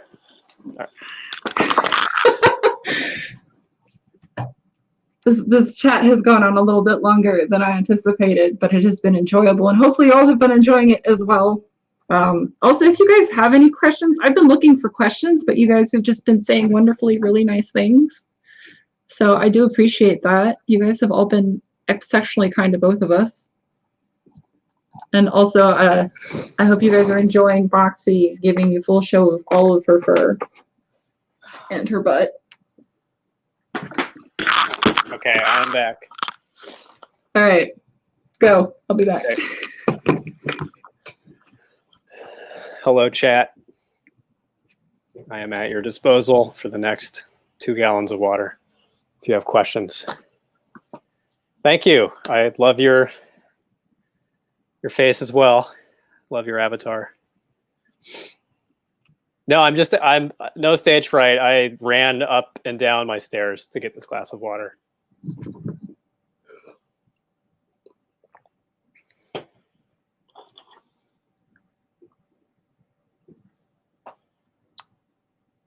Feel like a cam girl a little bit, I won't lie. Anybody have questions, comments, concerns, compliments? Anybody want to shower me with more praise about how handsome and intelligent I am?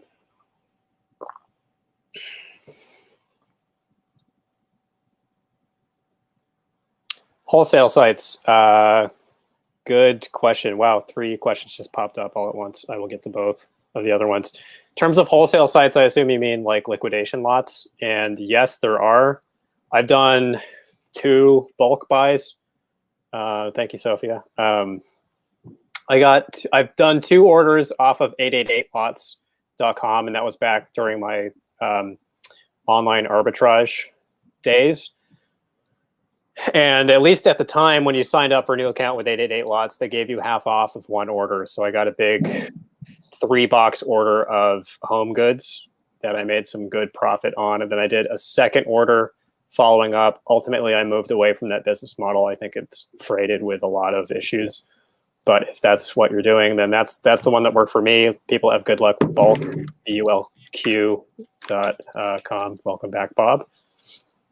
Hi. I managed to answer exactly 1 question, and I feel duty bound to answer a couple more. Go for it. I would probably also like the answer. Amber asks, did you think about putting something more clickbait on the 2 business models video? Yeah, I don't know. I thought about saying like flamed in the comments or something, but I really would prefer the channel just to be more informational than sensational. And even that video that I think people perhaps rightly read as you know, airing grievances and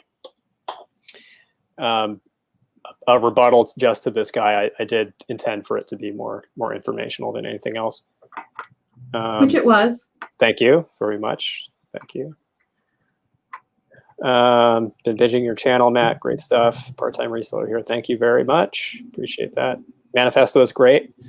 Thank you so kindly. You are gorgeous. Thank you again. Wish I could find the brands you find out west. I've never seen 90% of your high ROI brands you recommend. I've heard that a couple times from a couple people, and I do apologize for that. I'm a little bit tied on that front. I mean, if people want to recommend like East Coast or Midwestern brands to me, then I'll definitely include them in further editions of the manifesto. But I simply don't find them. I'm not aware of them. So I guess it is more provincial than maybe it should be. So I apologize for that. Well, no, like something I can recommend on that front, and I have recommended it to you as well, and I've recommended it on my channel, the RealReal. So like the high-end fashion brands, or if you're in a more rural area, the RealReal can be both a great resource to sell on and also to source on as well. I had a bunch of Stella McCartney x Adidas collabs that sell for absolute hot garbage on eBay and Poshmark, but on the RealReal, the flat $50 rate. So I just sent them all of this, and that's what I wore when I worked at Adidas, is I wore a lot of that Stella McCartney x Adidas because she's my favorite one of my favorite designers.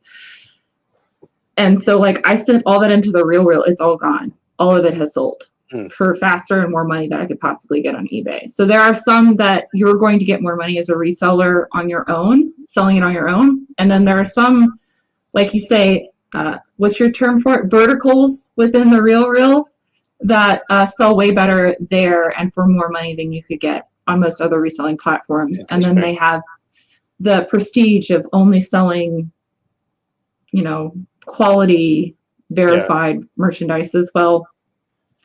But the thing is that because I sold or I consigned with them all this stuff, they actually gave me a coupon to shop on the Stella McCartney site for $100. So I was able to get another piece, brand new current season of Stella McCartney x Adidas for $20 shipped to me. And then I turned around and sold that on Poshmark for $75. So, and then if you do the super clearance, like if you sign up on the RealReal to be just a consumer, like create an account, they will send coupons out. So like check before you sign up what their current coupon is. But they'll do extreme clearance and also have a sign up coupon, and you can get stuff shipped to you for like $10. So that includes the items and the shipping. And then based on what you're consigning with them with, they'll send coupons periodically, like for the website of the item, like the main item. So like if you consign with them a Burberry piece, they might give you a coupon for the Burberry website, like half off or something, and you can go to the clearance section and like source something for yourself, or, you know, source something to resell. And that's the only way I own any Yohei Yamamoto. So, but that's a really good place to, if designer is something that you're not going to really find in your area, that's a good place to look. It's also really good. They have a really great catalog of brands with examples. So it's also really a good way to go into their directory and catalog and learn designer fashionable brands, because a lot of the high-end designers they don't look or seem, they're very unintrusive. Like with Lululemon, it's a logo somewhere on the leg that you're never going to see unless you like know what it feels like. There's a lot of brands like that look unassuming on the rack, but are actually worth a lot of money. Yeah, I would say a solid quarter of the really high sell-through, high dollar stuff on that manifesto fits that description. It's completely visually boring pieces with just a very, you know, minimalist branding on them. And you have to happen to know the name of the brand.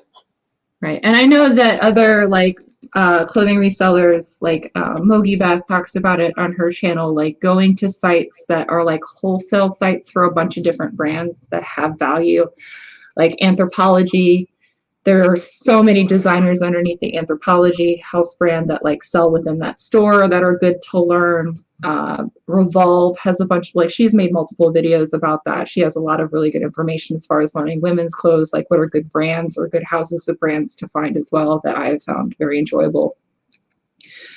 But like some sites like that specialize in one certain thing, like if you want to learn more about sneakers and what's current for sneakers, going on places like Railed or StockX are really good places as well.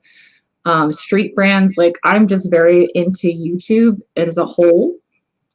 So like when you found a bunch of Teddy Fresh, like you're like, I got Teddy Fresh, I don't know who this is. And I was like, oh, that's Gila and Ethan Klein. Like I knew exactly who that brand is. Like PewDiePie also has a brand as well with his wife, and their pieces sell for a stupid amount because they sell out within like 30 minutes of going live whenever they go. I forgot what their brand is called. It's a cute little kawaii brand.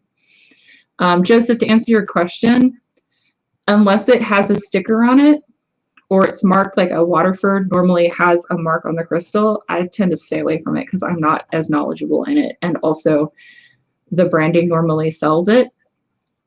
I've bought and sold many pieces of crystal, but it's all because it's marked clearly, because for some odd reason, the people in my area don't take the stickers off their stuff.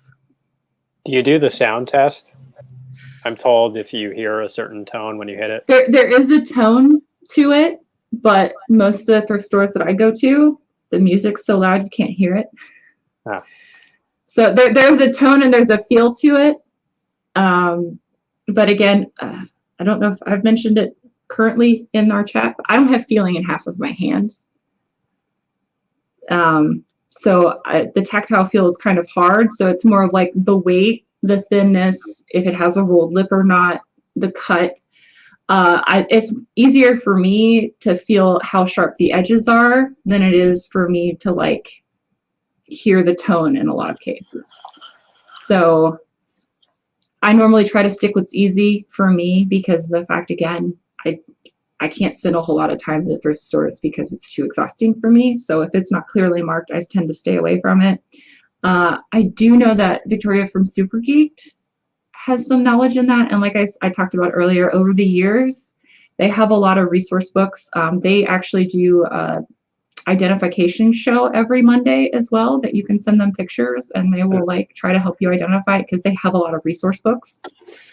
So I do know that them over there is a good resource.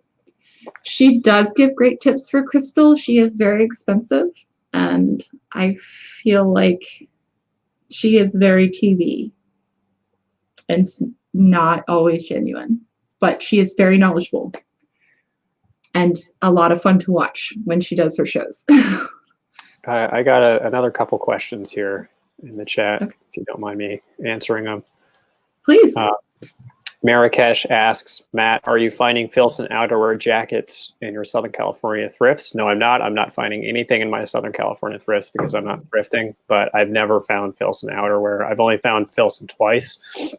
Both were vintage shirts. One was women's, one was men's. Both were in terrible condition, covered in stains, and both of them sold. The women's one for not that much money, but I got it for free because it was a Poshmark buy that I got refunded on. And the other one sold for like $25 or something. And Bill says, comments rather, I found 511 to be hit or miss depending on the piece, but some is great. That's a surprise to me. I've not had any problems selling any 511 stuff. I'm curious what it is that you actually got.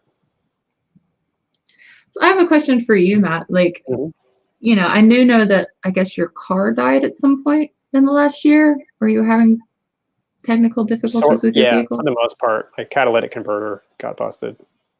Oh, okay. Have you thought about taking like a thrift trip?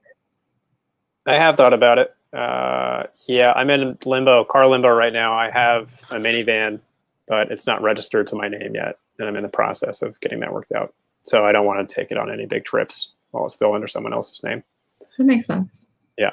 It's also kind of at the end of its life. It's got quite a few miles on it. So, but yeah, I'm probably going to go back up to LA to hit those thrifts at some point just because they were so good. You say that good, but like 511 historically has sold very fast for me. But I also get it for like dirt cheap too. Like whenever I find 511 in my area, it's $2 or less. Wow, that's amazing. That's why I'm wondering, like, a lot of the stuff, clothing that I source, are Goodwills in our area. So if you don't know, Goodwill is done by regional and districts. So the region that we're in, we actually not only have a card that you can get, so you spend $15 or more, you get a stamp. And when you fill up your stamp, like your card with 4 stamps, you get 20% off your purchase. That's not the half off color. And then every week there's a new half off color. And then we also have way lower prices. Like the only thing that's anywhere close to California prices is our denim. All denim in our area is like $8 per piece. That's so like, cheap. It's $8. That's expensive to me. So I only will buy denim when it's the half off color. But like the short sleeve, long sleeve shirts are like $4 or $5. The shorts are $4. Like the jackets and the dresses are like $7 or less, depending on the piece. And that's just like the Goodwill area. So like I can get a lot of things for $5 or less if I smart shop. And then the DAV is actually the most expensive. They just have a flat price and then they mark it down every week. And they're the only ones that seem to like keep up on Reseller YouTube. So they will mark up things up, but eventually you'll find it for $2 because they can't sell it for $35. And then the CHKD is the place in my area where you can get the best deals besides the Restore, because they don't pay attention to anything other than LuLaRoe. LuLaRoe, for some odd reason, is always like $10 and they can't get rid of it. And it's half. Yeah, LuLaRoe sucks. Yeah, I live in Virginia, Amber. So he lives in California, I live in Virginia, so we're like two sides of the same, opposite sides of the country. Right. We're coastal. See, the thing is that Taylor Exchange, I've only found one piece of women's 511, and it was a pair of tactical boots that one of them had been chewed by a dog, and it's still sold within like 2 weeks. So I guess it just depends on how you're marking it. Also, congrats on the Sims, Taylor. Those should sell right away, especially right now. It's the time of year for it. No, and see, that's the thing that I like about watching your channel, is because, as everybody in the chat has said, a lot of the brands that you find and sell pretty frequently and things that you've talked about in your bolo list are not something that I've ever seen or in my area at all, that I haven't been exposed to. And so that I do, or I did before the panini happened, I did a lot of traveling. Like when I went to Japan, I thrifted in Japan. And I got my favorite pair of shorts there. So I need to have that knowledge if I'm going out to other places, because there are going to be other things to sell, which is why I think it's so important, you know, watch resellers that are in your area to find out what's plentiful and profitable in your area. But also, if you go somewhere else, you can very easily pay for a vacation by thrifting in a day on your vacation. That's true. I also want to say about the idea of regional brands. I'm wondering to myself how much of that is really what area of the country you're in versus your proximity to money. Because Southern California, I mean, like especially LA, I would go thrifting in Beverly Hills, and I found just outrageous stuff. And there's so much money in Southern California. I wonder if you're not in like a major urban area, maybe if you went to these areas, the like high money bougie areas, and thrifted closer to those, you might, my manifesto might be more relevant to your sourcing. That's just speculation though. Well, so you say that, but there are pockets in rural areas that are money, that aren't just in urban areas. Sure. There's one area here in Virginia that's like that a lot, near Kilmarnock, where it's just like where people have retired from their Nova job, Northern Virginia, sorry, that's what Nova is, retired from whatever their government job was in Nova. They would have an apartment in Nova to do their work, and then they would have a weekend home in the middle of nowhere in like the Kilmarnock area of Virginia. So there's like hole-in-the-wall thrift stores with like really nice stuff, because these people eventually, like, they retire there and then they pass away, and then it's just full of stuff, or they're still there and like they just get rid of their old stuff, but it's still really nice stuff, and they buy all new stuff because they still have the same money. That's just their place. So like, you can find really good quality stuff of really designer brands sometimes in these little like wealthy retirement pockets in rural Virginia. Makes sense as well. So I guess, but yeah, proximity to money is also possible, but like that proximity to money might not be where you think it is. Sure. Yeah, that makes sense to me. So I guess go thrifting where there is money, and you probably will find more valuable stuff, especially with clothing, because my observation is rich people don't care about clothing at all. They buy it, they turn it and burn it. They wear it a couple times, they get rid of it. Oh no, especially like people that are very wealthy. It's like, someone's already seen me in this, I can't wear it again.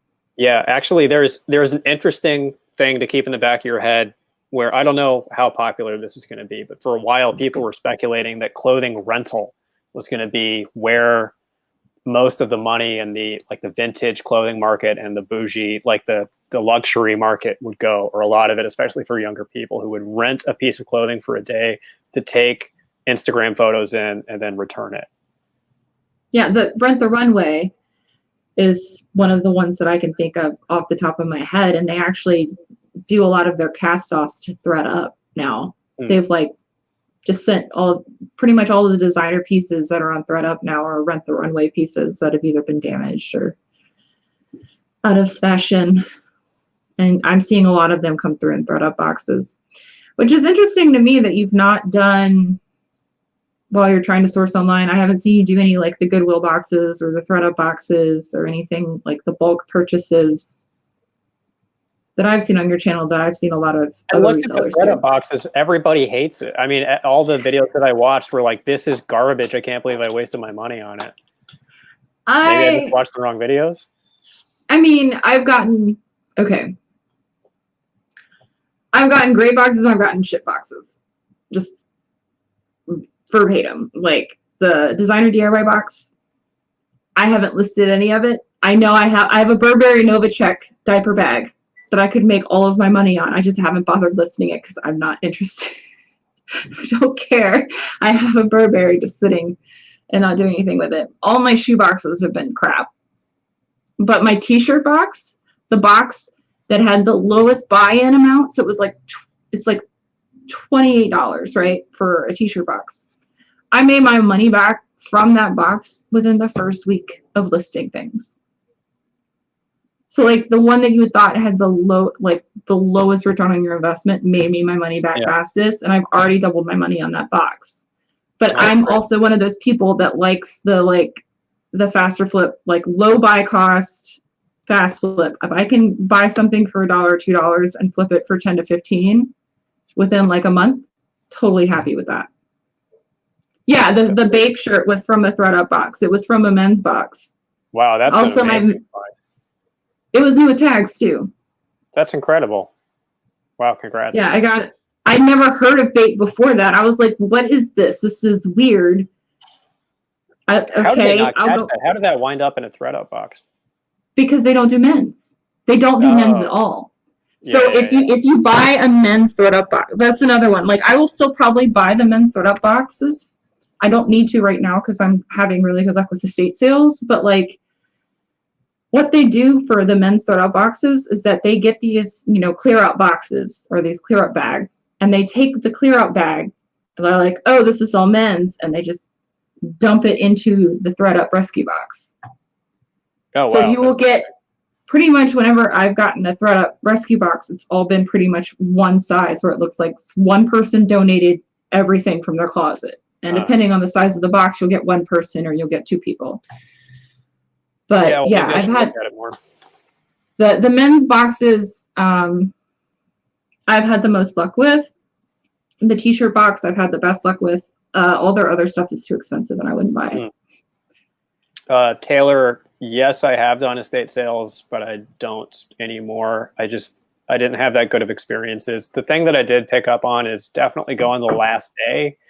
Unless you're really treasure hunting, you're looking for really, really high ASP stuff you're willing to spend up for. Again, this is just based on like a couple of times that I went, but I found it almost personally insulting how much money these people wanted for basic pieces. And a couple of those pieces I did pay up for that I still have, that I spent like $40 on a leather jacket that hasn't sold, or like a leather overcoat. I spent 20 on like a denim vest that hasn't sold. So I don't think that it's a big win. But if you do go to an estate sale, my understanding is if you go into the last day, that they're much more willing to cut you deals, and you can do some damage that way. Also, a really good thing if you're doing estate sales, bring your card and don't be afraid to tell them what you do. Like, if I had known, like if I had found your channel beforehand, so the last estate sale haul where I picked up like 140 plus pieces, the woman that ran that estate sale called me like a few days after that estate sale was over and asked if I wanted to clean out the house for $20. Like, just pay her $20 and take all the rest of the clothes. Damn. But I didn't have the space or the energy to do that, and I don't really have the following to be able to make a bunch of cheap reseller boxes. So I didn't do that. But the next time she does an estate sale and she has a bunch of clothes, she's going to call me. So, like, if you're going to do estate sales in your area, I would suggest figure out who those people are and make deals. I know that Good, the person he rents his house from, goes to estate sales, and I've seen him buy up all the leftovers, like furniture pieces, from the estate sales, like, because they are very willing, because a lot of the times the reason they're having estate sales, they don't want the stuff and they don't want to deal with the stuff. They just want to sell the house because the house is the most valuable and biggest moneymaker. So a lot of times the last day of the estate sales, the reason they're more easy to make a deal is because they want to get rid of the stuff to make the house in sellable condition. So if you go there towards the end of the estate sale, like on the last day, give them your card and be like, hey, I do reselling. I'd be willing, if you have the space, to take all this stuff off your hands for this set price, let me know. It's a good call. Especially for clothing. Especially for clothing, because a lot of the times the closets are still full and they don't want to deal with it. It would just go to Goodwill anyway. So yeah, good call. If you don't have cards, I would suggest making them. I don't have cards. No, I do not have cards. I know you don't. You say you don't even do thank you cards or anything like that. No, absolutely not. No. You're like, no, it's too fruitful. I just want it gone. I want my money and I want it out of my house. Bye. This will probably piss people off. Yeah, it's like I get a thank you card. It's like most of them are just printed out with a template, so it's not even a real thank you card. It's like someone just gave me some postcard, and even when it is handwritten, I don't know. I don't need to. I find it too personal with the seller. It's like I want this to be a faceless, dispassionate market exchange between strangers. I don't want your like lace trim like thank you note with your handwritten in highlighter, letter, Civil War. So you're saying I shouldn't send you a letter with the box? The letter, no, that was great because I know you. I know you well enough to get a letter from you, and it was a nice personal touch. If I had bought that off of eBay from you and I got a letter from you, then yeah, that would have been insane. That would be a little creepy. Yeah, that would be pretty creepy. Yeah.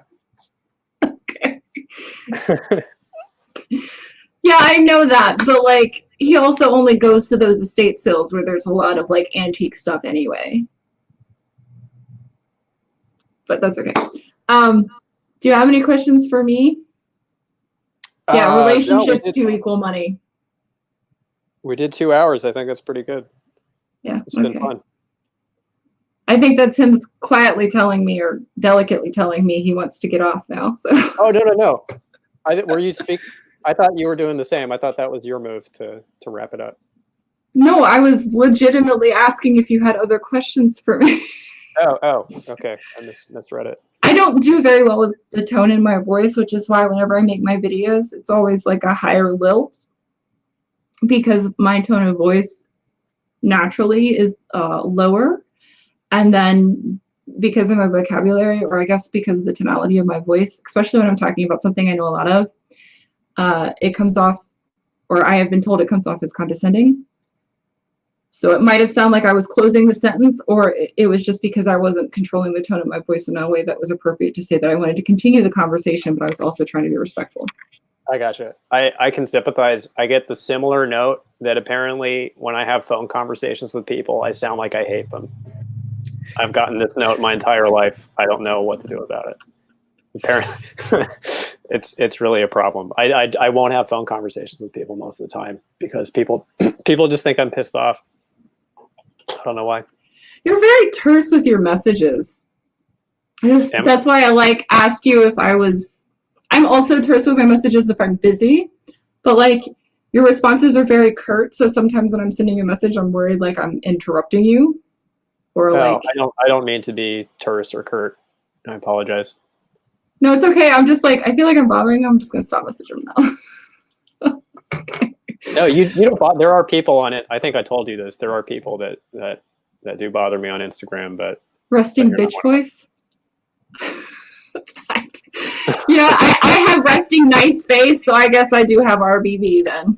I like that. I will steal that. Thank you, Leah. I appreciate that. But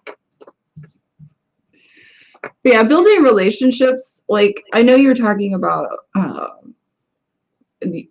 don't know if it's possible to do it in your area, because I know you've said it's very competitive where you are with different resellers, but I've also heard you talk about, I guess, a friend Dave, where you have developed a rapport with them. Oh, yeah. I saw you mention in one video where you were talking about a reseller conglomerate. Yeah, or, the co-op. Yeah, this was a major major turning point in my life that I didn't end up taking, because back in the earlier days of the channel, when I still had 700 subscribers, I got recognized out at a thrift store by this guy that became a pretty close friend. His name is Dave. And I've tried to get him on the channel. He's not interested at all. But another clothing reseller has basically the exact same business model as I do, the same kind of temperament, sense of humor as I do, and the same politics as I do. And we both independently came up with this idea of starting a profit sharing partnership / organization to scale up, instead of having the traditional employer-employee hierarchical structure to the company, of having something more like a co-op or a confederation of independent resellers that would pool resources and help each other and share profits equally based on whatever input of labor, etc. And we were really excited about that idea that in the world of reselling is completely untested, but does have a track record elsewhere. And we were both at a point where we didn't necessarily want to be working alone, but neither one of us wanted to have employees. So we were going to start this new company. And then he ended up moving out of state for personal reasons. So not that he bailed on the plan at all. It was, out of both of our hands for the most part. So didn't end up happening. But yeah, that was the plan for a while. Didn't end up coming to fruition.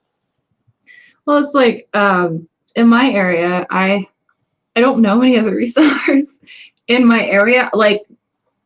I should say that I see plenty of resellers, but my verbiage for them is, you have your business bros that just do hard goods. They're on their phone talking to themselves or some random person loudly the entire time about business while they're sourcing the hard goods or the Amazon books, and then they're gone. And then you have the pile high ladies, which I know several here on YouTube that I love dearly with my whole heart, but their carts are full of stuff and their volumes and that's them. And I know who's a reseller, but I also have severe social anxiety, so I'm not going to just randomly be hey, you're a reseller, I want too, let's be friends and do this together, because I know not everybody's going to be interested in that kind of because they have that competitive mindset. And I don't know how to make reseller friends other than making the reseller friends I have here on YouTube, like, you know, Alicia from Murray Life and Victoria's from Super Geeked and like a bunch of other ladies, or like making friends this way, right? Having you here and talking to you and getting to know you. But unfortunately, I'm really good about making friends with people that don't live in my area. Yeah, no, I know how that is. So like, I don't know if you've, I know how to make relationships. I just don't know how to make relationships that are physically convenient. So, I mean, you made one, so I was just wondering if you had managed to make any other ones, because I do know that there are other resellers, like I think Courtney from A Common Tags is an LA reseller. Well, she doesn't live in LA, but she goes and sources in LA. I know Common Tags, yeah. So I don't know, like, have you been able to build any other relationships with resellers in the California area? Not really, and I don't know that I'm seeking to build another relationship that close. That Dave was kind of a small miracle meeting him. Just because it was like just everything lined up at the right time. It was like we were just perfectly compatible, and I think I would have a great deal of reservation going into business with anybody who didn't hit all of those benchmarks of just like instantaneously, I just trustworthy and like on the same page, and just didn't miss a beat. You know, just like one of those rare people you meet and you click seamlessly and it's just effortless. Right. I think I got really lucky, and he did the work. I mean, he came up to me and told me that he recognized me off the internet. So it is tough. I think it's pretty easy to get to a point where you're friendly with resellers in your area, but it is harder to become friends with them. Okay. Yeah. There's also like none of them that I've seen as far as other resellers that I recognize as resellers are demographically similar to myself. So that also is a point where I'm just like, you know, I'm not going to have that conversation. Have a good day. I'm going to go over here and do my own thing. But yeah. All right. Do you have any other questions for me? I'm getting hot. You're getting hot. Oh, my body doesn't control my temperature. I'm sorry. That was me just stating fact, because I realized that I've been flushing on and off the whole time. But I got you. I really only have one question, which is, did you drink 2 gallons of water in the brief time that you were off camera? No, I drink 2 gallons of water a day. I thought you were saying that you have to. I'm not going to drink 2 gallons of water in 5 minutes. I have drunk a gallon of water in less than 5 minutes, but not 2 gallons of water in 5 minutes. I am physically not expansive enough to fit 2 gallons of water into my stomach right now. Now that I think about it, that was a really dumb thing for me to think. No, it's not a dumb. I can understand how maybe I didn't verbalize that appropriately, but I was stating that I would like to continue the conversation, but I will leave it up to you. But I have to pee because I drink a lot of water during the day. Oh yeah, go for it. I'll be here. No, I wasn't saying that I was doing that now. I was saying it then. I see. Okay. I was over-explaining because I felt like I needed to. And I made it awkward. That's okay. Well, this is an appropriate time to tell you that I do have to go pee. So. Okay, bye. Okay, I'll see you in a minute. Bill, thinking of TikTok. Speaking of TikTok, like, okay, so I have a TikTok. I don't know what to do with it. I have gone ridiculously viral twice on my TikTok. One for showing uranium glass while I was photographing it for a listing. And like people are like, oh, what is that? Is it like radio? Like it was like 180,000 people have watched that video. And it was just me with my light box and a piece of uranium glass and my little UV flashlight being like, look at this neat thing, it glows in the dark. Ridiculous. And then the other TikTok that's gone viral that has almost 200,000 people that watched it is me talking about the fact that I can't feel my feet because of my neurological disorder. And I'd stubbed my toe and I had to go to the hospital. Well, not the hospital. I went to the urgent care to get an x-ray because I can't feel my feet. So if I have an impact of some sort, I have to go get an x-ray to make sure I didn't break it. And they were like, yeah, whenever you stub your toe or drop something on it, you have to get an x-ray, because while you did not break your toe today, it does seem at some point you did break your toe, and there's this little floaty bit of bone in between your big toe joint and your foot joint. And so that one went viral. So I don't know. There's two diametrically opposed things, like uranium glass, and then I can't feel my feet and I broke something. I didn't know it. Hi. I feel like you came back at a weird point in that explanation. Something about uranium glass.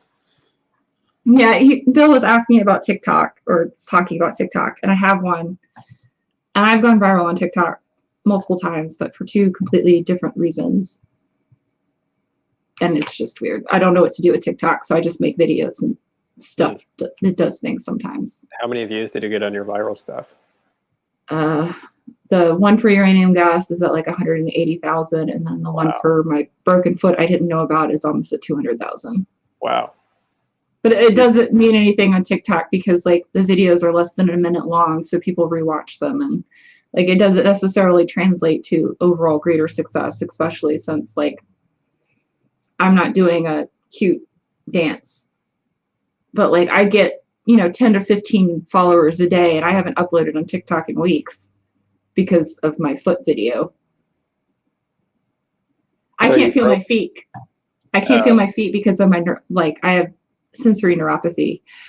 I feel like, would it be interesting to make a video about my disability, like being a disabled reseller, like what are my disabilities and like how it affects me in reselling, other than like we've talked about a little bit here about like my energy levels and stuff. But I think there's a huge proportion of the reselling audience on YouTube that can sympathize, that have some kind of disability or condition that limits them. I know, like, just bringing up my little chronic pain thing on my last video, I got a flood of comments of people saying that they either struggle with a chronic condition or they're disabled, and they have the same thought process. So I think people would be really interested. Okay, because like I've thought about making it, but then I'm just like, I don't. The thing is that for someone like myself, and like that's part of what I want to make the video about, is like and I'm gonna just talk about it here, and then I'll talk about it again in the video whenever I get around to making it. The media depiction of what is disabled, because media wants to have a continuity feature within the series or movie or whatever, has always focused on visibly physical features or disabilities. So it's someone who's in a wheelchair, or someone who has like a facial deformity, or a Down syndrome. There's not very much there's not very much representation in common media that shows disability as it actually is more than half the time, which is someone is disabled that doesn't look disabled. Like, I don't look disabled, but I can't feel half my hands. I can't feel my feet. My body doesn't control its temperature, so if I get too hot, I pass out. Or like sometimes I get so dizzy, like I just randomly sit in the middle of nowhere. Like multiple times I've been out thrifting or sourcing, and suddenly you just see me pop my little Asian spot, and I just sit there and don't move for a little while. So I just feel like I feel worried that as someone who doesn't look disabled and does function a lot, like I have a full-time job, but I have a full-time job because I'm the second person in the company, and like I'm not going to go anywhere. So they make a lot of allowances for me. Like if I'm like, I don't feel good today, I'm not going into work, I'll do some stuff from home. Like most people don't have the freedom for that. But I have a full-time job and I do a bunch of other stuff. And like you say, that sounds impressive. To me, it's just me living my life. And that's another thing. Like a lot of times when people are portrayed in media, it's inspiration porn. Like, look at this person, they're in a wheelchair, but they can do all these things. And it's like, they're just living their life. They're just, their entry into life is just, the bar is a little bit higher that they have to overcome, but they're still just living their regular life. It shouldn't be inspiration porn just to have a job and a family. Like it should just, that's life. It just is a little bit harder sometimes. So I don't know. I feel like I also went on another tangent. I just get very frustrated when I hear that it's like that's impressive, or from somebody when I talking about the stuff that's wrong with me. It's like I know it's coming from a place of like I can't imagine living like that and also still living like a regular person. And I think it's just because like you don't understand how many people have disabilities that you interact with on a regular basis that just don't talk about their disability at all. Yeah, well, I didn't mean to frustrate you. I apologize. No, I wasn't saying that for you in general. I just, it wasn't directly in response to you. I'm worried that if I make a video about it, that I will get that to where it's like I'm making inspiration porn. It's like, no, I'm not making inspiration porn. I'm just saying like, you are not alone.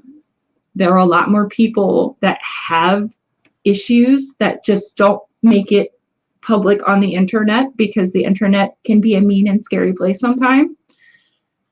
And also it's not exciting. Like, that's why I've been filming a lot of my videos on my floors because I can't get up. And it's like, all right, I'm going to crawl and grab my camera and I'll film this on the floor because I can't get up. And I'm too dizzy to get up. So I'll do this here on the floor. And it's like, I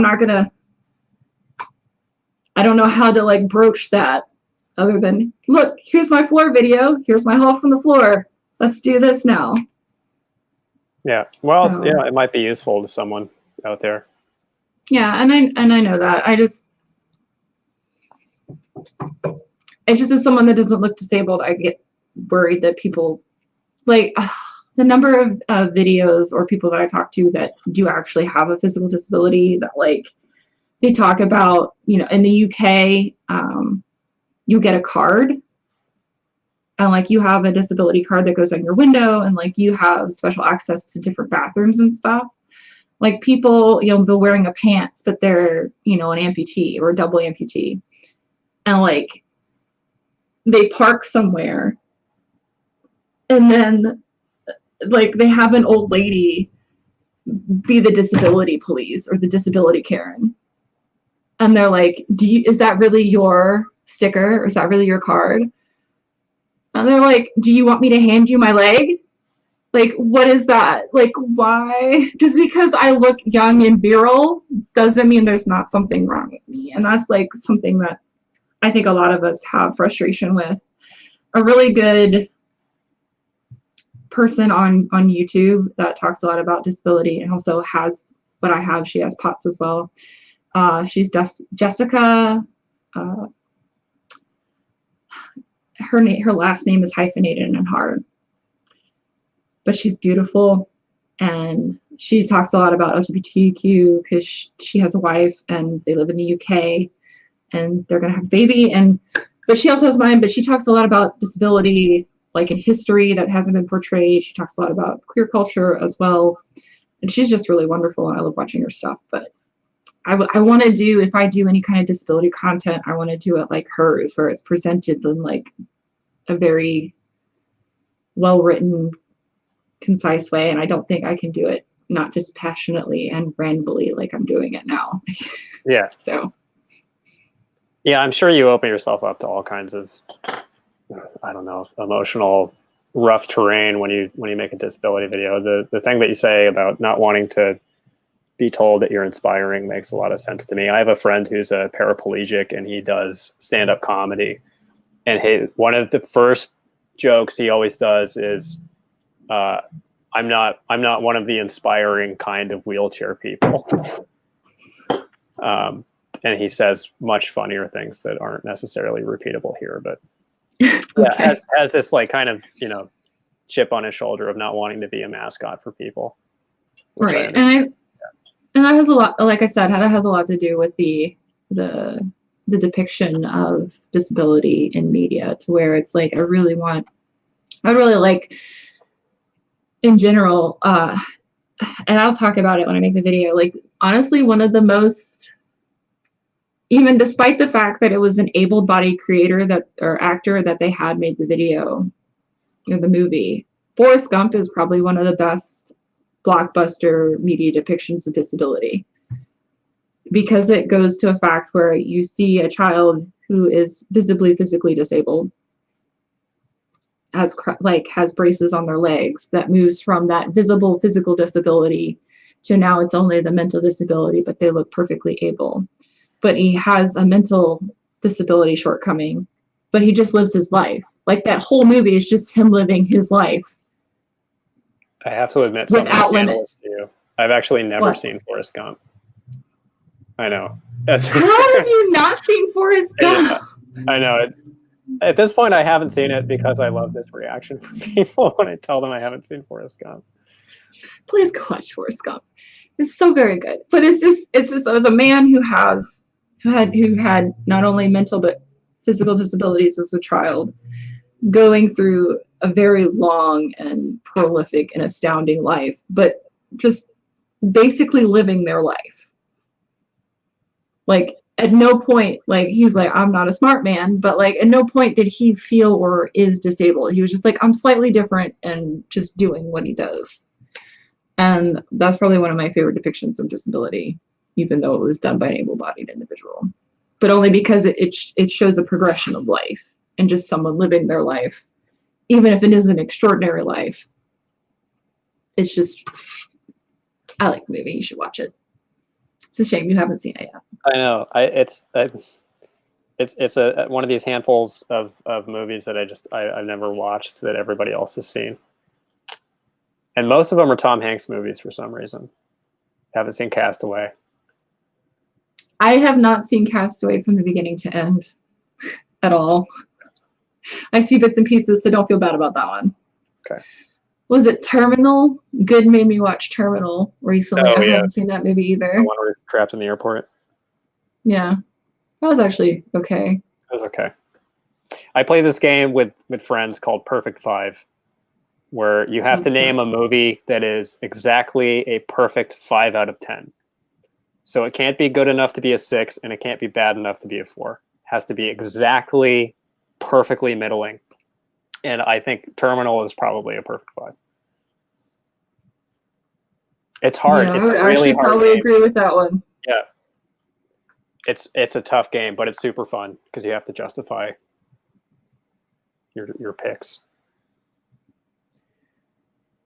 Dang it, now I'm gonna play that game. But now I was just like, now I'm gonna like sit and think about like all the movies I've seen and what would be a perfect 5 out of that. My all-time favorite perfect 5 is Contact, the Jodie Foster Contact.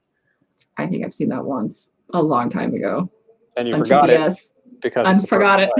It's neither enjoyable nor displeasurable. It simply is. I do feel like this is a good time to wrap up. Okay. We've gone far beyond doing any reseller content or now just having a conversation with each other. That's fine. So it's probably the point we can continue the conversation but not do it live. So okay. Unless you guys have any other questions in the chat, if you do, I'm sure you can leave them in the comments down below and either myself or Matt will answer them. I'm volunteering you to answer the questions for you in my comment section. Add it to my long list of comments to respond to add on your own videos. You know, you did release another video today. I did. If you have not taken a look at if you're interested in menswear at all, his bolo guide is very good. Thank you very much. His channel is great. If you want to watch someone, I did want to ask you one question before we go. Yes. Why did you bleep out when you did your models? You bleeped out the F-bomb when you've never bleeped out a single cuss word, and so much of your content you've cussed at some point in the video. But that video, it was because I used the Michael Kors logo on my mouth and I thought it was funny. Okay. Yeah, that's why. I was just wondering if you're like, all right, YouTube gave me money. I'm gonna try to make this family friendly, and I was like, that's gonna be a hard sell for you, my guy. But we'll see. Okay. All right. Y'all have an amazing night. Matt, thank you for chatting with me again. You're welcome to stay and chat with me some more if you want to. We'll wrap up, and thanks for having me. And if you came over to this channel from my channel, then give Bob a subscribe. No, you don't have to do that unless you like the rest of my content. It's good content. You guys have a good night, and bye. Thanks.